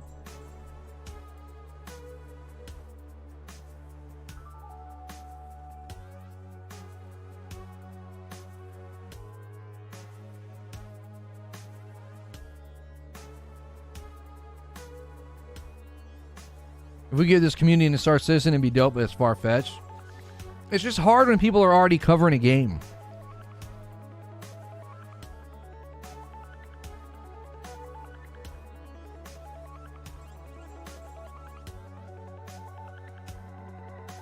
The only thing I'll say about that situation is it is funny that I came in and referenced the Elden Ring review that started it all. I referenced it and told you guys how bad it was, and then I just moved on.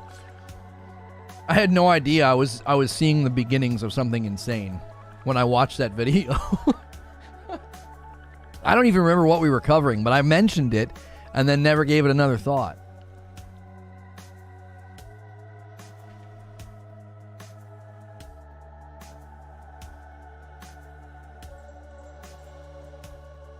Star Citizen's PC.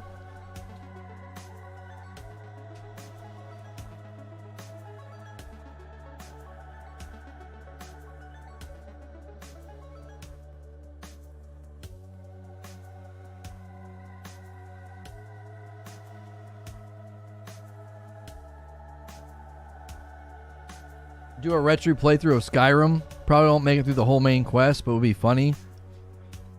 Have you play a random playthrough? No.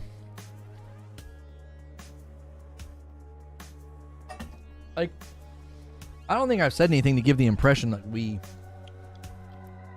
we're like looking for, content ideas or something.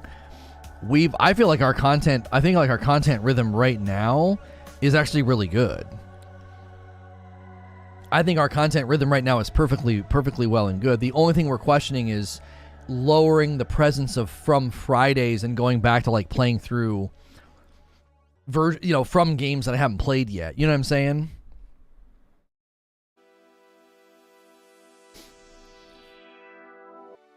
So like I'm not looking for like a new thing to do with content. I think what we've been doing for the past, I would say starting in December, we hit like a really good stride with just covering gaming topics.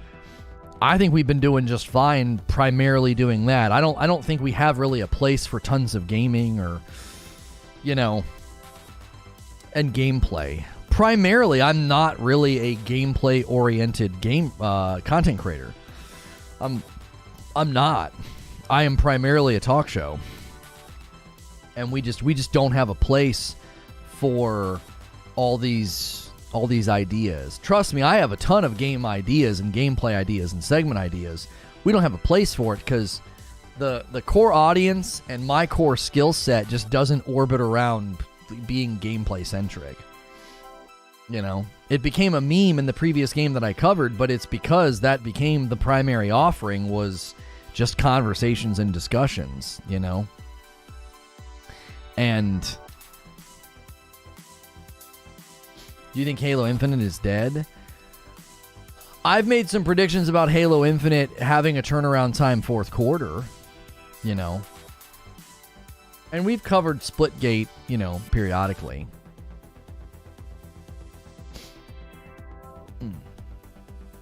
So. Now you are, Abe. That's right.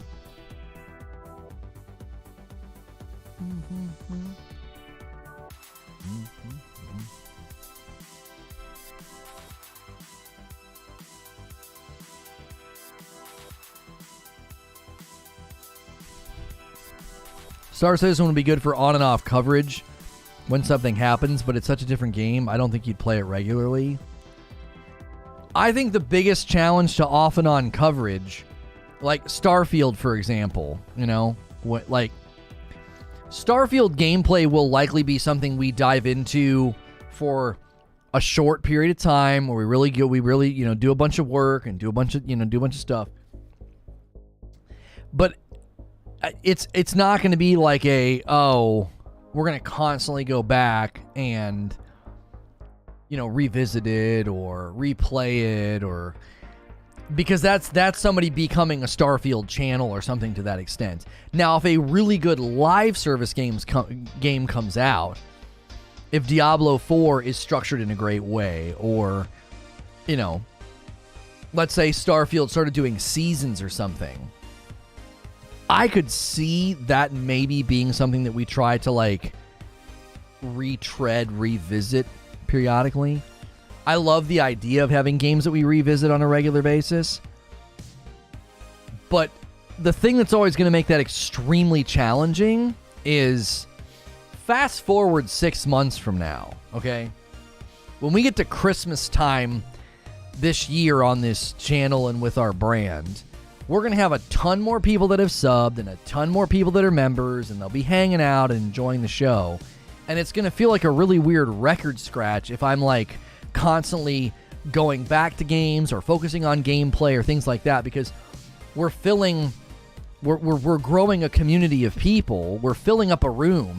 Think of it that way. We're filling up a room with people that like to hear monologue discussion style podcast content, and it's just so awkward to suddenly be focusing on gameplay. Now, I think gameplay has its place, and the audience is totally accepting of like, hey, he played Teenage Mutant Ninja Turtles for 45 minutes, or oh, hey, he's gonna try and plow his way through God of War Ragnarok, you know, and there'll be a portion of the audience that supports that. But grounding ourselves in a particular game or revisiting a game, that's going to have to be one of those Goldilocks situations where it's just the right temperature and just the right size and all of that. It'll be obvious when it happens, but I'm not actively looking for that. Because I think if you force it, it'll be obvious, and I think if it doesn't fit, it becomes very obvious right away when it doesn't fit. And that kind of happened with New World and Lost Ark. It just became very, very clear that like this isn't going to work as like an ongoing thing. It worked for a short season, and I think that's probably what we're always going to end up doing. Again, unless we end up with a Goldilocks style game where we're like, my gosh, this game is perfect for a weekly play session and a conversation, right? It's just one of those things where we won't really know until it happens.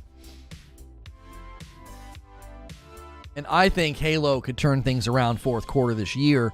They could, to give a better answer to, like, I briefly said something, like, I think they could really, really land fourth quarter and have a bunch of great features and really make people feel like, oh, wow, this is the game that I was hoping for, you know? But it's not there right now. It's in a terrible place right now. No Man's Sky Expeditions was that moment. No, I don't think so.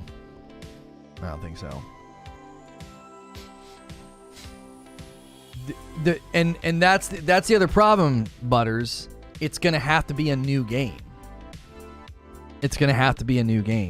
There are too many No Man's Sky channels. There are too many division channels. There are too many whatever channels. It's super hard to get a foothold. So what ends up happening is we don't get a foothold. We start to revisit the game, and eventually we just get less numbers. And it's like, why are we doing this? No one's supporting it. Let's move on. There's a report saying you can't do the Halo Infinite Story DLC until at least 2025. I don't know. I've not looked into that. I saw the headlines and didn't do any research into it.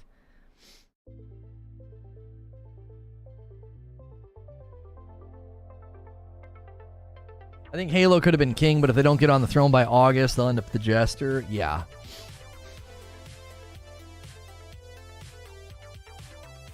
You went back to play, not stick. Just saying, did return to an old game. Yeah, but that didn't become a regular thing. We didn't even check out the latest expeditions. It just wasn't working. The interest just wasn't there. And again, that's because there are No Man's Sky channels. So, like, nobody's going to watch me infrequently play or check out No Man's Sky. They're just like, what, who cares? Anytime we've tried to touch that game, it just hasn't gone well for us.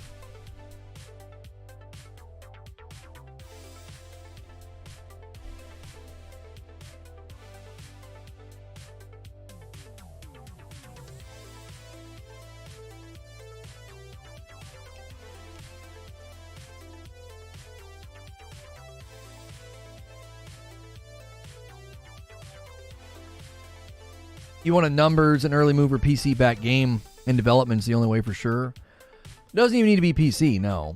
It could be multi-plat.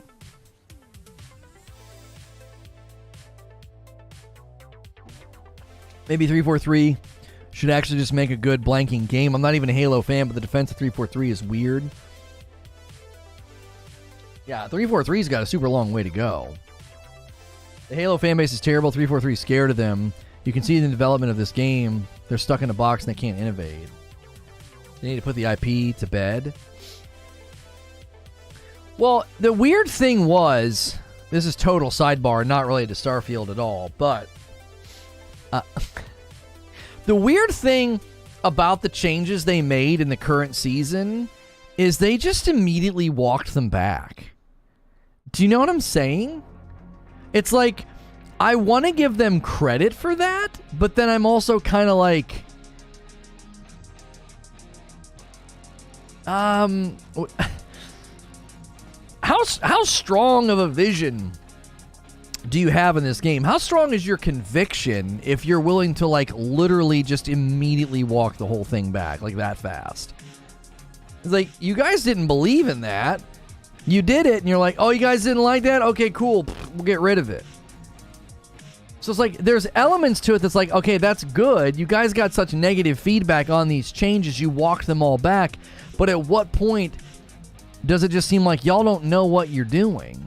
You're just throwing stuff at the wall, and when it doesn't stick, you just remove it. You're like, yeah, get that out of here. People didn't like that. It needs to be PC because you would be reporting while it's being developed, like Tarkov, Star Citizen. I still don't understand what you're saying. 343 sucks, I get it, but there's two sides to the coin. We says, I say the Halo fan base is too nice to 343, if anything. They've gotten 3 Halo games in a collection to do it, and they still keep screwing up. Yeah, I'm not ready to blame the players. I'm not ready to blame the players. Players have gotten burned quite a bit. I don't know if I'm ready to sign off on that. Like, oh, yeah, it's totally on the players, man. The players are too mean. Like, I don't know. After Halo 5, you know. After Halo 5, Halo's fine.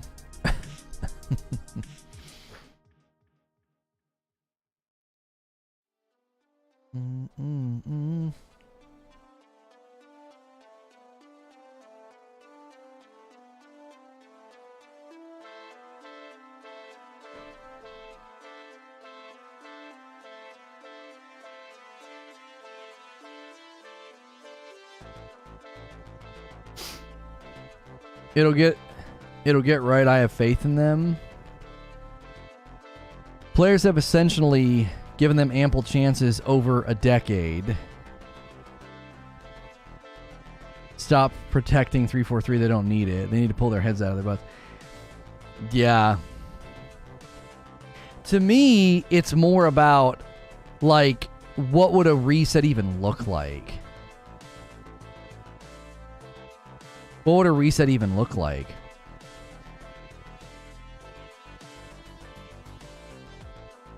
To be fair, there's no way 343 could ever hold up the first 3 Halos. In my opinion, Halo should have stopped there.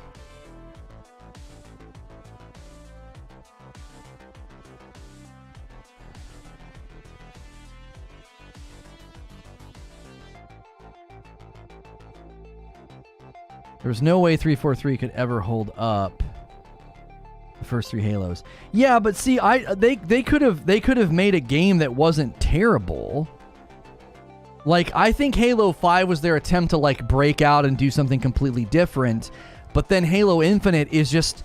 The biggest problem with Halo Infinite isn't their attempts to break out and do anything different. It's just that they didn't do anything... most of it's just not done well.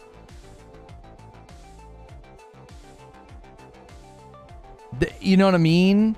It's that most of it's not done well. You can't just say, oh...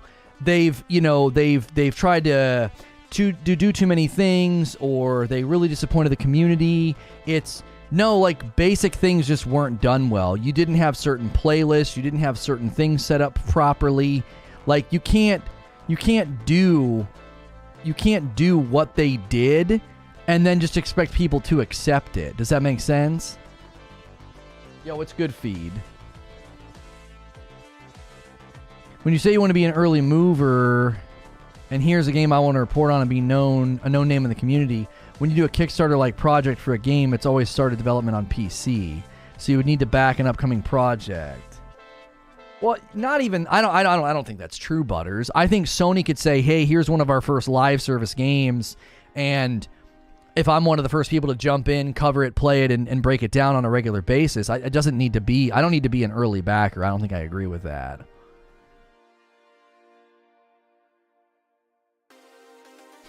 It's not a great game. What did Mo say? I ain't protecting anything. In my hand, it's the best Halo hands down. Wait, what is? Halo 5 was good? What are you talking about? Wait, you think Halo 5 was one of the best? Hands down?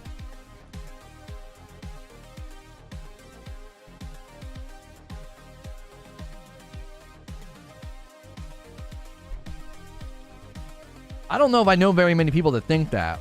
There are really, really big fans of Halo. There are really, really big fans of, like, Microsoft that would not say that.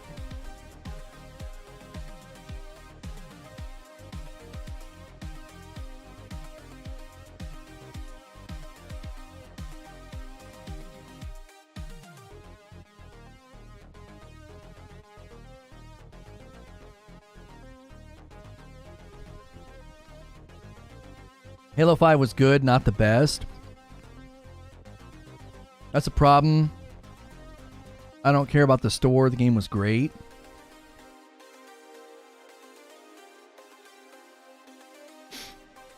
You don't care about the store.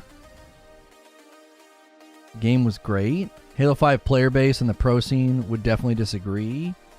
Yeah, it just didn't go anywhere. Yeah, the community just rejected it almost immediately.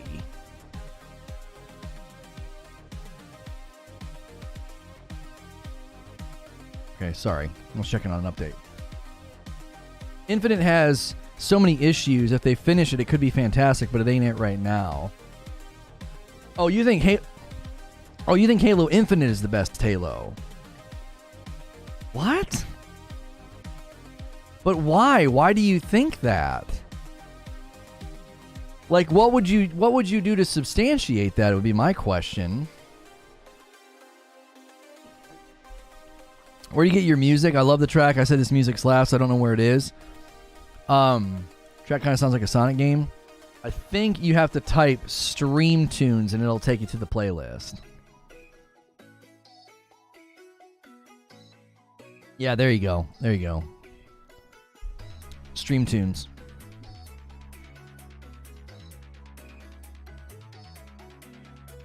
.343 is nowhere near as good. The Bungie Halo would still enjoy them. Infinite at its core gameplay is strong, but it takes so much more than that. Listen, I'll concede this point. I will say that Halo Infinite is in a better place than Halo 5 ever was. Like, they could build on Halo Infinite. I think they could build on Halo Infinite because of how it feels, right? But I don't think... I really, really don't think you can go much further than that. Not at all.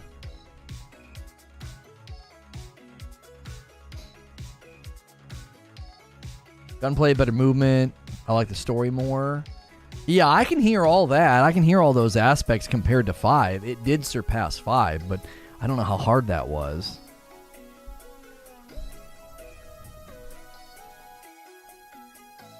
Bonobo, the only thing that needs to be said, 343 needs to be let Halo go. Yeah, I don't know how that happened.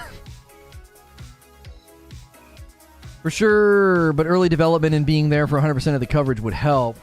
But you know that. Just keep doing what you're doing. But that, yeah, again, Butters, I'm not trying to reject advice, but I'm going to tell you why that advice is just not applicable where we are right now. Me covering early development of an unknown game or a Kickstarter game would get 0 views and interaction. Like, you see what I'm saying? I can't do that. Like, your advice, this isn't... It just... Like, I know people like to give advice, but, like, it just isn't helpful. If I right now started covering some Kickstarter game, we would pull the terrible numbers. It'd be the worst show of the week. People are like, why are you covering this game? And then the hope would be that the game becomes huge and successful and awesome. So, like, I'm like gambling, like, at 8 levels. People are nostalgically bound to the Bungie games. In comparison, they aren't as good as the 343 games in gameplay. There are way more negatives to Infinite than positives. It was potential, but it ain't there. No other developers will ever want to make a Halo. Too many expectations. Yeah, I don't think anybody wants the franchise, to be honest.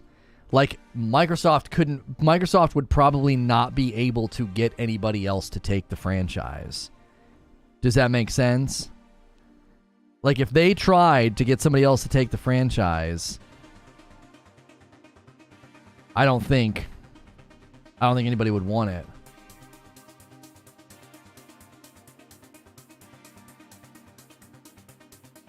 I think people would say, no thanks.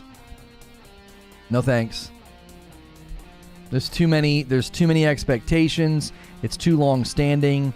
It's been around for too long.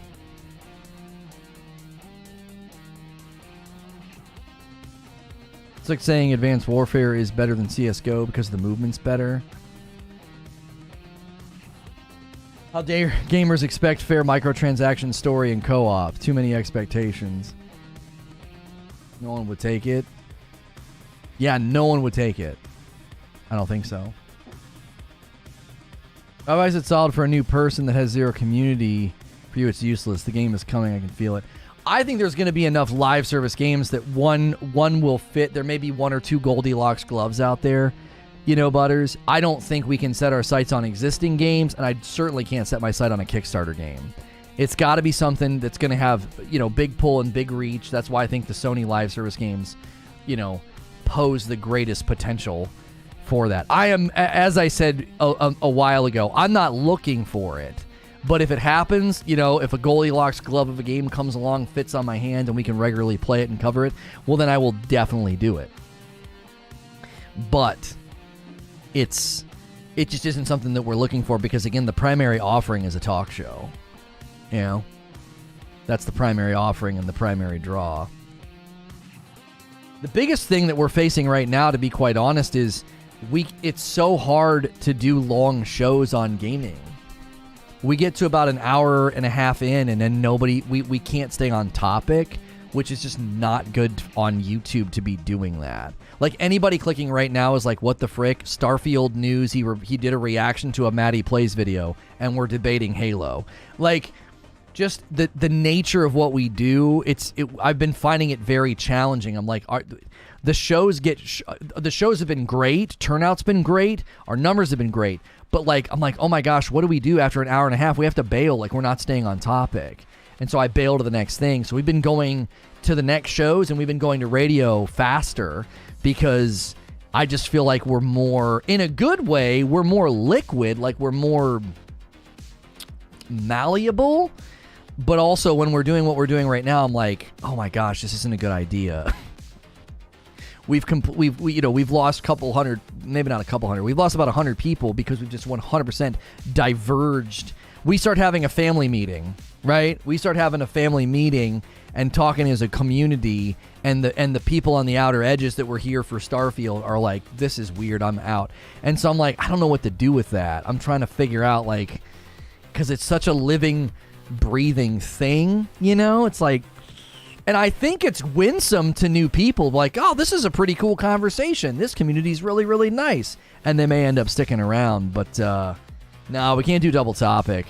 Double topic is tough because YouTube doesn't know what to do with you. So multi-topic is not the answer. We've tried that and YouTube gets confused. Yeah, and more doesn't work either. Nobody looks. They see Matty Play's face and they see the Starfield logo and they click and then they're like... And even now, we're not necessarily getting new folks. We're just sort of losing the people that we had, which is completely understandable. They're like, you're now talking about Halo. I don't care about Halo. You know, Starfield and Halo are in the same hemisphere because they're both Microsoft properties, but just one of those things.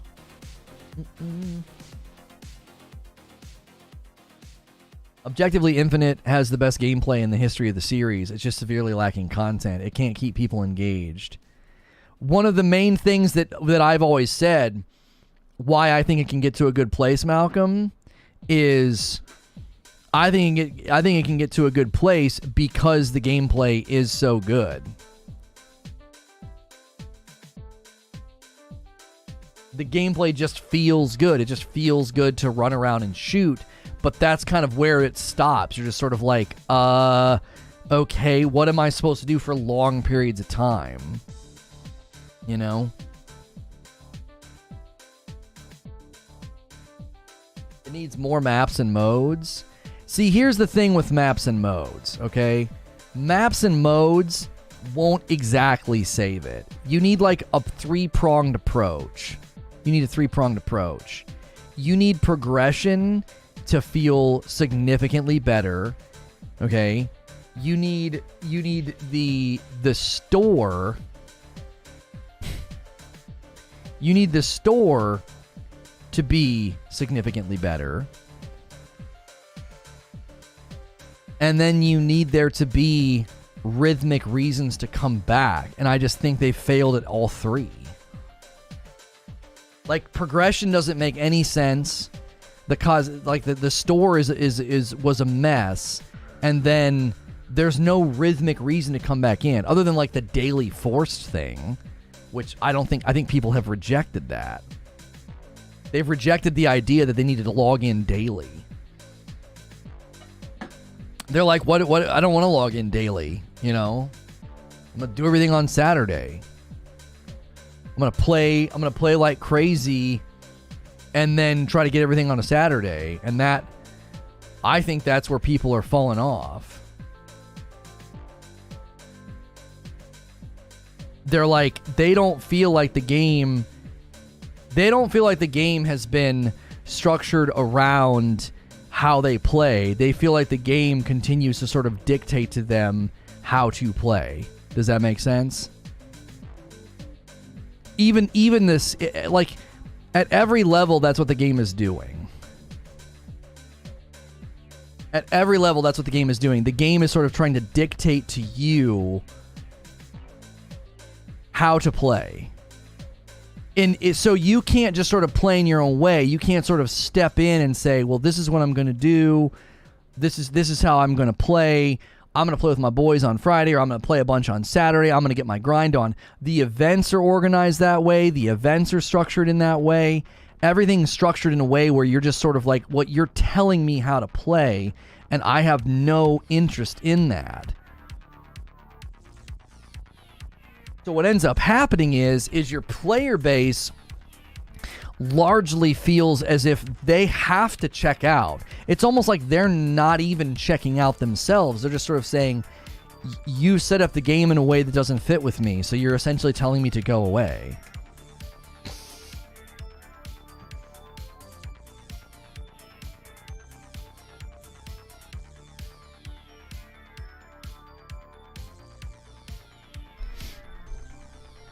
The challenge-based progression is terrible. And I think people are just going to slowly get exhausted with feeling like they have to kind of keep telling them what they want and how they're going to play. And how the game should be. Does that make sense? I think people are getting almost annoyed with it. People are like, I feel like we keep having to tell you the basics and you don't really know what you want. So even if people felt as though the game could go in a good direction, they feel like, well, I'm not even confident in your ability to direct the game because you keep swinging and missing just stupendously. And because you're swinging and missing stupendously, we're tired of this. We're kind of getting exhausted with needing to explain the basics to you. Like, it would almost be like if you had an employee that like every day you had to keep telling them the basics of their job. Eventually you would just fire them. You'd be like, you can't even do the basics. This is sort of getting annoying. I think that people are going to start to feel that way with Halo. And like, we told you challenge-based progression on the Battle Pass was a bad idea. You did it anyway. We had to tell you that threat detector wasn't going to work. We wanted traditional radar. We had to tell you that the event design is terrible. We had to tell you that the store is terrible. We had to tell you to put back all the changes. You got rid of these jumps. You got rid of these slides. You got rid of this. You got rid of that. And they walk it all back. And eventually, the audience is just going to start to say, you know what? We're kind of tired of this. We're kind of tired of having to tell you what needs to be done with the game. This isn't a matter of accepting our feedback. This is a matter of like, you fumbled the ball 18 times. We keep having to say, hold the ball tight, hook the ball. You remember in Friday Night Lights, the movie, where the dad gets so fed up with his son fumbling the ball, he like duct tapes the ball in his hands. It's a terrible situation. The dad's a bum and like he's basically being like abusive to the kid. But it's like the audience is eventually going to feel that way. Like, we keep telling you to not do these, we keep having to tell you to do these very basic things. It's just going to get exhausting after a while. I think some of it's putting the cart before the horse. Dev's trying to figure out how to extend playtime on a game before creating a fun content loop. I don't know if that's it. I think that's part of it. Now that Bungie is part of Sony, do you think Bungie might try to get Halo back? No. They can't. They sold the property of Microsoft. I don't think Bungie has any interest in Halo.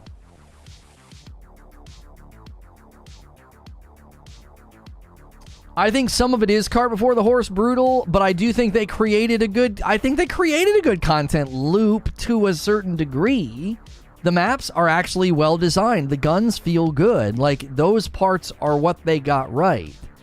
It's one of the reasons where I said New World could turn things around. Why? They got the basics of gameplay right. Like, it just felt good to be in New World. It felt good to do things in New World. Halo got that part right. If they can get all the other things right, then the game could flourish. But the problem is you're just going to run out of time. You're going to run out of community patience. They're going to be like, we're good. We've kind of checked out. Bungie has zero interest in Halo. Yeah, I don't think Bungie has any interest in acquiring that IP. To any, I don't think there's even a degree of interest. Number one, it's a very, very different Bungie now. It's not the same company. And number two, I just think it's been way too long. They have their own IPs, they have their own things, they have their own aims, right?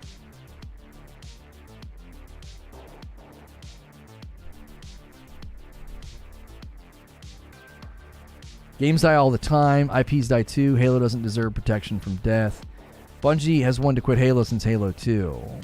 Yeah, it's not a new concept that like Bungie was sort of over Halo. If you guys are just tuning in, we did you can access anytime. Best wishes.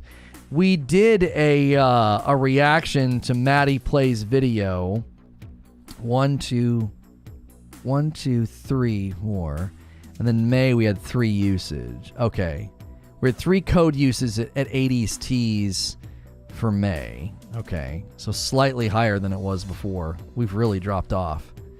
It's fine. I know why. People diverted their support to like the coffee and membership, and it makes sense. Everybody was excited when we first got partnered with 80s Tees, but t-shirts are not a regular thing like coffee and membership. Game publishers have to compete for consumers' attention. Many people don't have the time and resources to invest in multiple titles at once. If your title becomes stale, they will move on and not look back.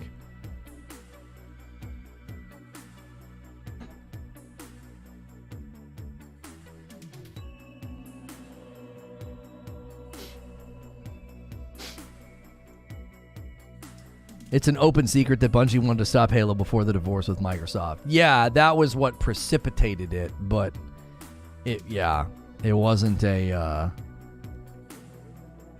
It's interesting, too. I can't imagine working on a game and being like, yeah, we don't want to work on this game. You know what I mean? We don't want to work on this game. And yet you have to. Like, so many hours spent. I see what you're saying. Switching gears, why do you think games need a reward feature today in games? Is having a good game just not enough now? You also have to have proper trophies. Well, it's a handful of things, okay? Some of it is as simple as this. Some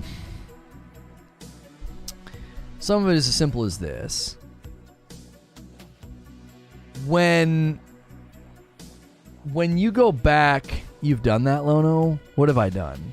When you go back and think about like when games first kind of stepped into your daily life or your habits or whatever, they were not a ton of games and the games weren't all that long, right? So games have gone through sort of an evolution. There's a quantity evolution. There's so many more games to play now than there ever have been in the history of gaming. So that makes it tough to keep people's attention. Number 2, gamers themselves have gone through...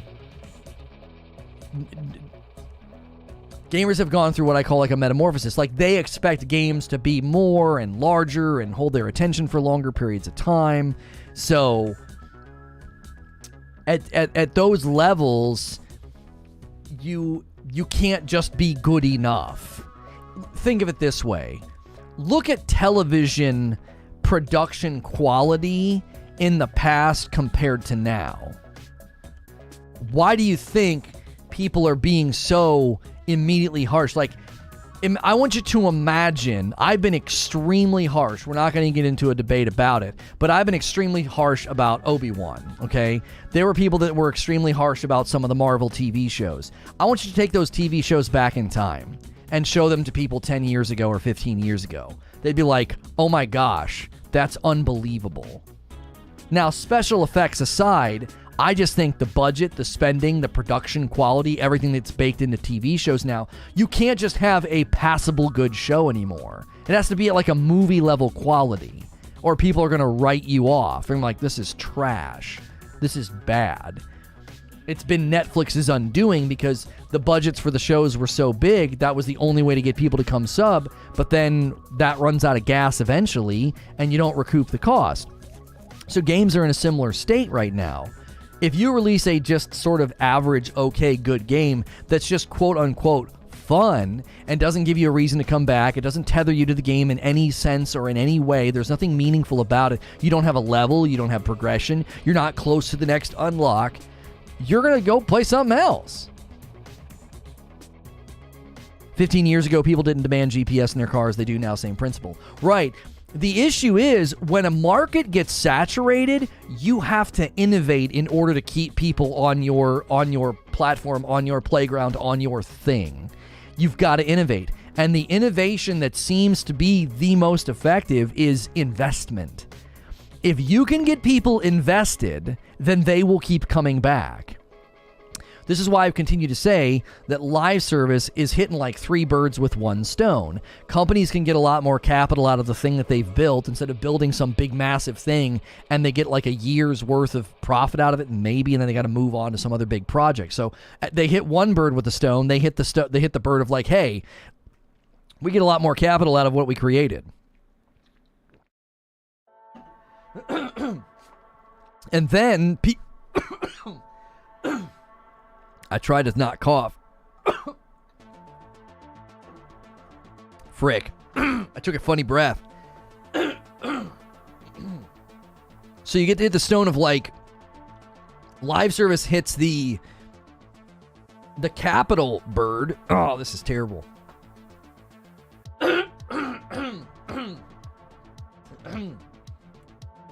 Okay. You get to hit the capital bird. So developers get more capital. They get to get more capital out of what they created. You also keep players' attention for longer because they keep coming back, right? You get people invested, and then you make more money, right? He needs some milk, right? So you get like multiple birds with 1 stone with live service. That's why I think live service is going to continue to be a trend. People hate it, but I'm like, live service with a battle pass and with like a micro store, this is where everything is going. This is where everything's going. It hits so many markers. It hits so many check boxes. And I think the big challenge will always be, the big challenge is always going to be not just seeming like you're video game buffeting it.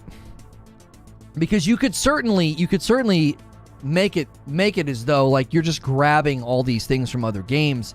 Well, because this is what everybody does now. And it wouldn't necessarily feel substantive. It wouldn't necessarily feel worth doing.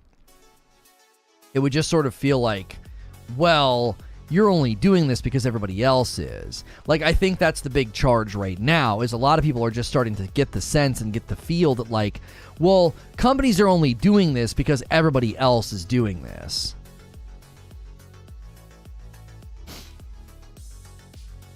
And then it starts to feel generic. Then it starts to feel forced. And I think that's one of the things people are growing concerned about, is that everybody's just going to sprinkle in live service. Everybody's just going to sprinkle in a battle pass. Everybody's just going to sprinkle in... It kind of happened with Battle Royale, right? It kind of happened with Battle Royale. It was like... everybody's trying to do Battle Royale. Some people see value in the appearance of their characters and weapons. It's value translation, says Wheezy. If your game seems like it can't be invested in, people won't invest in it. Not saying it has to be a battle pass, just progression is an important part of ongoing games. Yeah. If I'm going to give you an afternoon of my time or a weekend of my time, I need to know that there's more here than just a frivolous thing. Does that make sense? I'll give you an example. We played Goat Sim the other night, and it was a game that somebody submitted or whatever, and I thought it was going to be really funny. It was literally funny for about 10 minutes. And then it was like, I started to try to find something to do.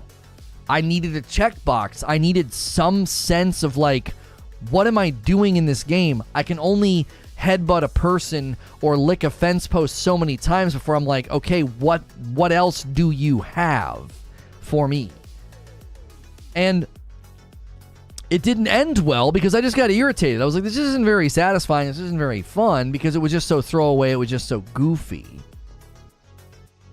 And I think a lot of games are falling into that category where, like, if it's just fun, then what's the point? Like, an example would be Teenage Mutant Ninja Turtles Shredder's Revenge. Okay? That game All right, that game has, you level the characters, you level the individual guys up, you get points, you get new moves, you get new things you can do. Because if not, it would have been 20 levels and 20-something bosses of just moving through and hitting X, X, X, X, X, and periodically hitting Y. But there were mechanics to it. There were lots of things, I think, that led to that game feeling evolved, feeling new, feeling special. If you play solo, you won't be joined by AI teammates. Is Redfall going to post an official update about the fact that, like, you get no progression when you play with another person? Are they going to respond to the frustration? No? Did they post that literally today? June 20th. Yeah, they posted that today. They did. I don't get it. I don't get why they won't respond to the community. I mean, maybe they can't. Maybe there's nothing to say.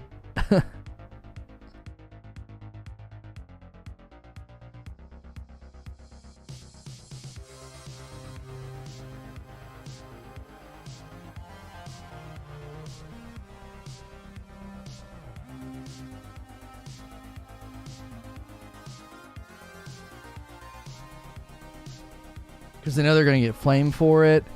I was interested in Redfall, and now I'm not, TBH. Yo, what's good? Swag Lord. It only story progresses, not character progresses. Yeah, I don't get that. Listen, I'm going to say something right now. I feel like they're going to fix that before it comes out. I feel like they're going to address that before it comes out and say, hey, we're going to push out a patch day 1 or week 1 or something to allow story sync so you can get credit for all the story missions that you beat with your buddies. Like, it just seems so backwards. Cielo says, I think games need to go back to a simple state. Like, it needs to have an end and a start, another game. TMT, Teenage Mutant Ninja Turtles game and Back 4 Blood are nice, but eventually the fun ends. You can't stretch anymore. But it's got to be sensible, right? Like, it makes sense when I go and play Teenage Mutant Ninja Turtles that I'm going to have a beginning, a middle, and an end, and then that's it. I didn't expect the Teenage Mutant Ninja Turtles live service game. But certain games, it's like, why wouldn't you keep the fun going? I was like, sweet, a cool looter shooter, and I don't care after you show me that. No respec, no story sync. Yeah, that too. How do you have no respec in a game like that? So am I going to get that committed that early on? I don't understand.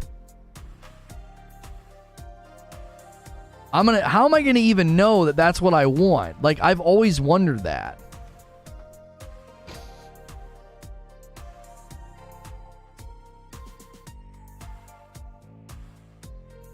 You would think they would have at least a system where if you haven't skipped any levels, it progresses you too. Sync, not sync. Wait, what? No story sync. Oh, like you're not synced. You don't have anything invested in the story? Is that what you mean, Weez?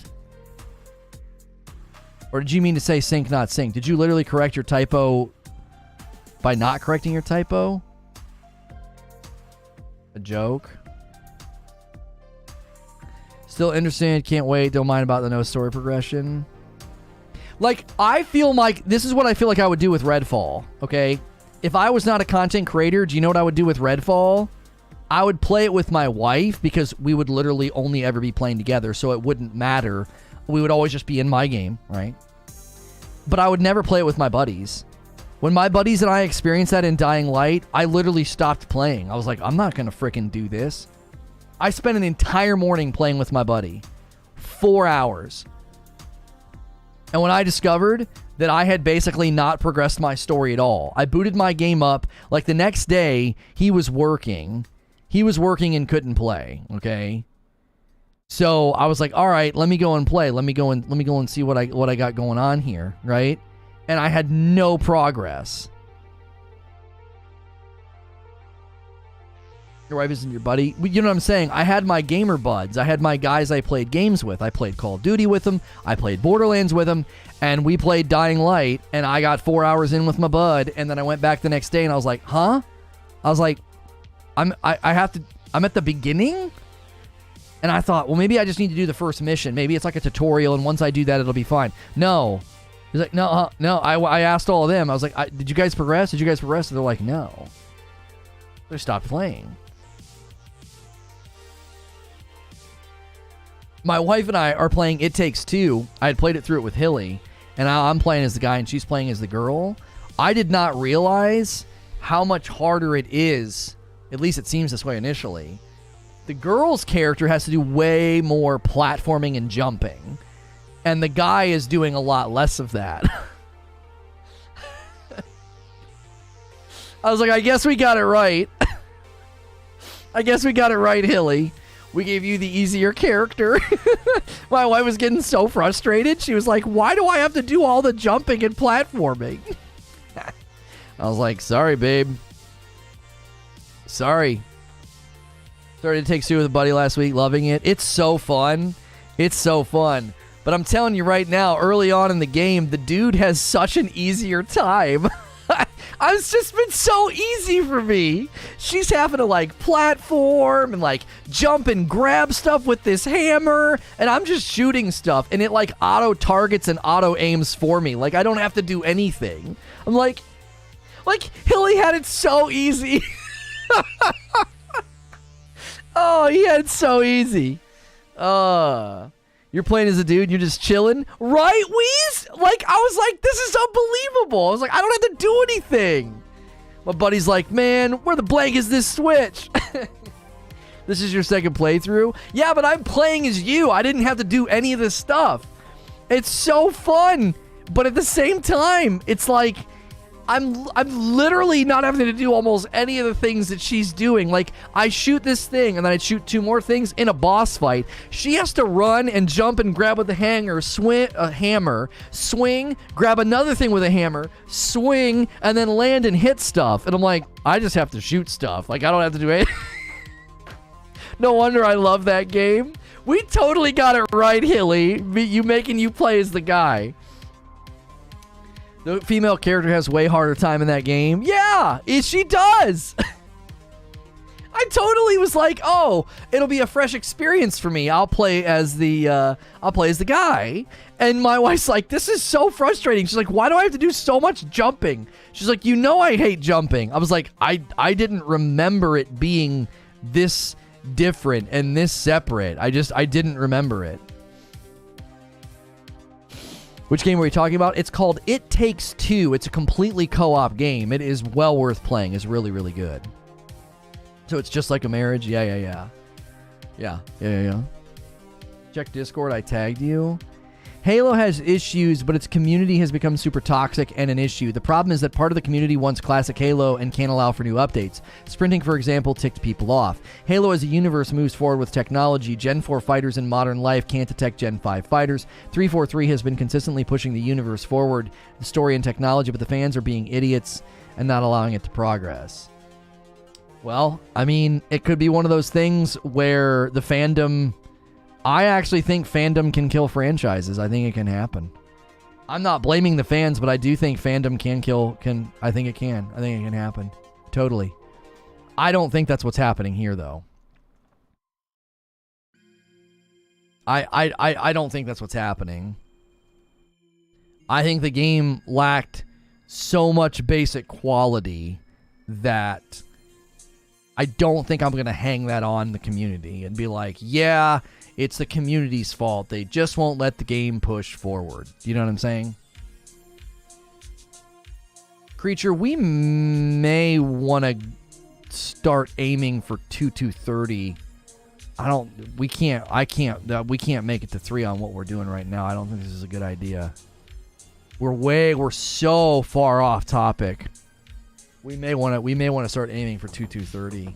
I think 3 might be ambitious. We can always push back, but right now I feel like I'm going to have to stretch to make... I don't like people clicking on this thumb and title and getting Halo. That feels backwards. The fans accepted Sprint in Infinite because it was done right. The problem is the way that they have tried to change or innovate.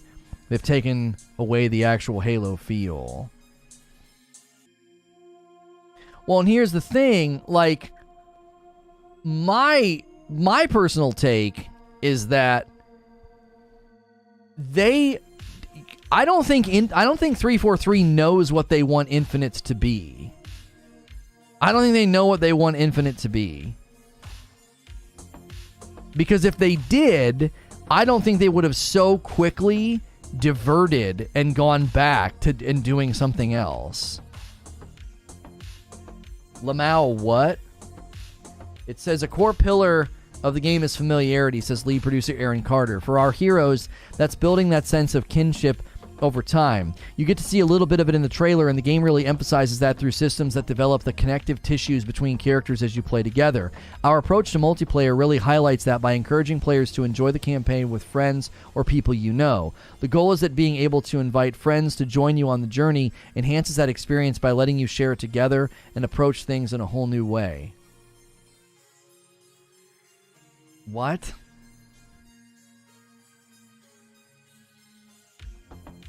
Where's the what lady? The what blonde lady? Where is she? I'll just do that one. It doesn't make any sense. I don't understand. How is that going to work? Because again, it's like you're just talking. You're just using roundabout odd language to talk about why I would replay missions.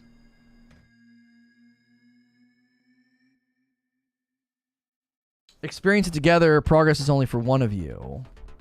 Yeah, it feels like you build a single-player game that I can invite people along. No, not that. It's the zoomed-in blonde lady that says, what? That's who I'm thinking of. I was trying to find her. It's like a zoom-in on her face, and she just says, what? She's, like, looking at something. She's, like, blonde, like her teeth, like, I think she has, like, her teeth. She's got kind of big teeth. That's my memory.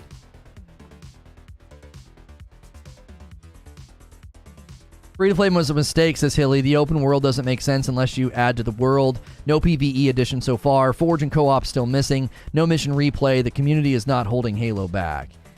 No, not that one. Oh, what is it? There's a what lady meme. This one.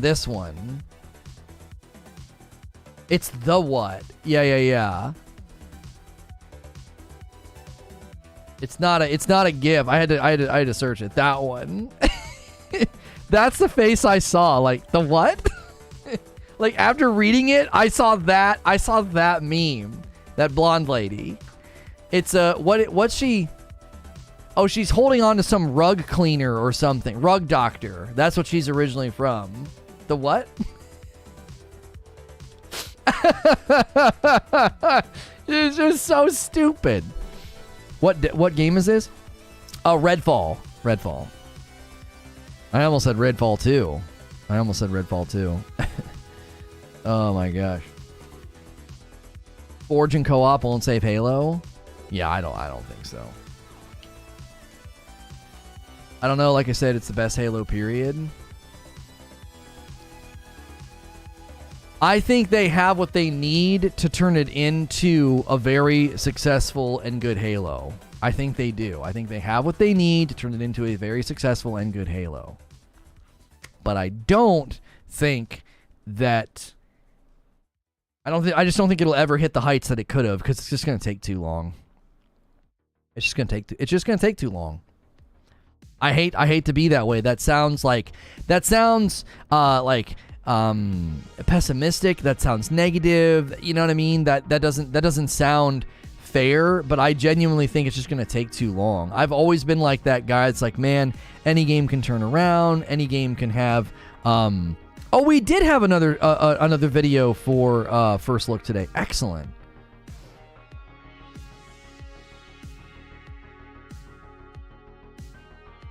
I thought we didn't have one. I was going to scramble this morning and record something. I was like, I'm pretty sure I have some more videos. Alien Isolation's team has been working on a sci-fi FPS for 4 years. It's unlike anything Creative Assembly has done before. Set in a brand new world, an entirely new IP. Drive for attention for detail and authenticity. They've been working on it for 4 years. Is it releasing next year? In my opinion, with Call of Duty and Microsoft's camp now, Halo's days are numbered. Halo had the chance this year to stand alone as king and failed. And now they will get to replay the game to progress playing the game others intended. Oh, Redfall. No, I don't think so. I don't think they're going to get the result that they want. They're not going to get the result that they want. I don't think that's going to work.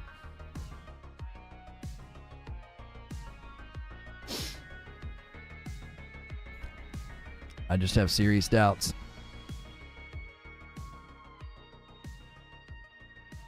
Halo isn't going anywhere. I actually think what Creature said is a huge aspect that has to be considered. Did we just have a blip on YouTube? Did we have a blip?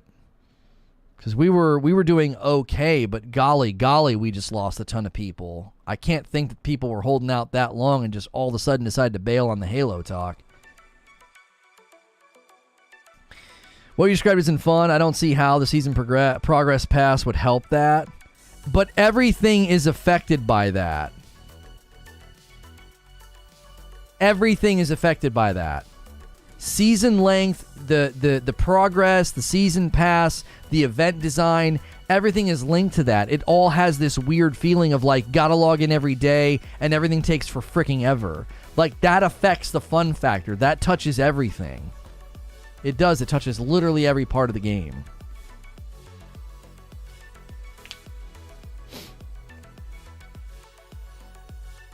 So, let me see something here. That's not what I wanted. Hand the reins to another core live service development team. Oh, I already said this more. I already said earlier. I don't think anybody wants it.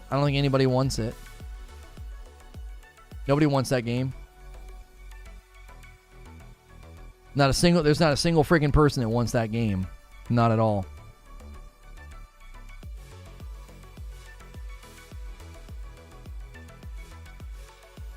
Uncle Phil needs to make that call. It's weird to call him Uncle Phil. If you think about it. It's weird to call him Uncle Phil. To me, Uncle Phil is Fresh Prince.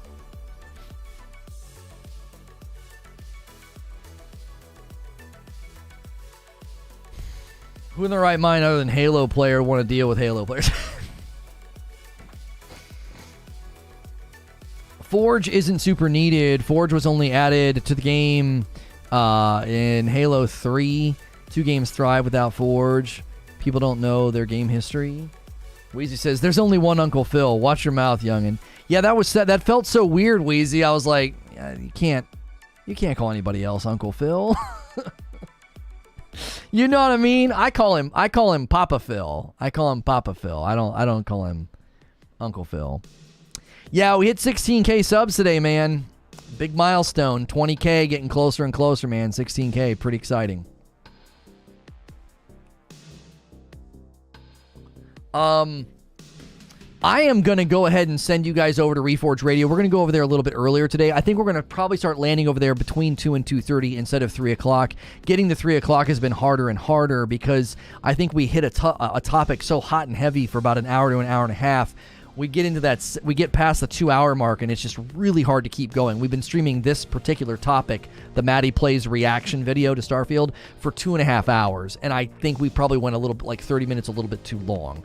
So we are going to start maybe doing that a little bit shorter, but you're going to get the same amount of content. All you got to do is follow the redirect, click the link, or let the video take you over, and we're going to go over there. I got big news for you about Diablo Immortal. It's not going to make you happy. We got stuff going on with Halo. You can keep the Halo conversation going over there about stuff going on with Forge and leaked gameplay, and then Skull and Bones. So click the link in chat, or you can ride the redirect. More great content coming at you. Don't go anywhere. You can ride the redirect. We got more gaming news and coverage over on Reforge Radio.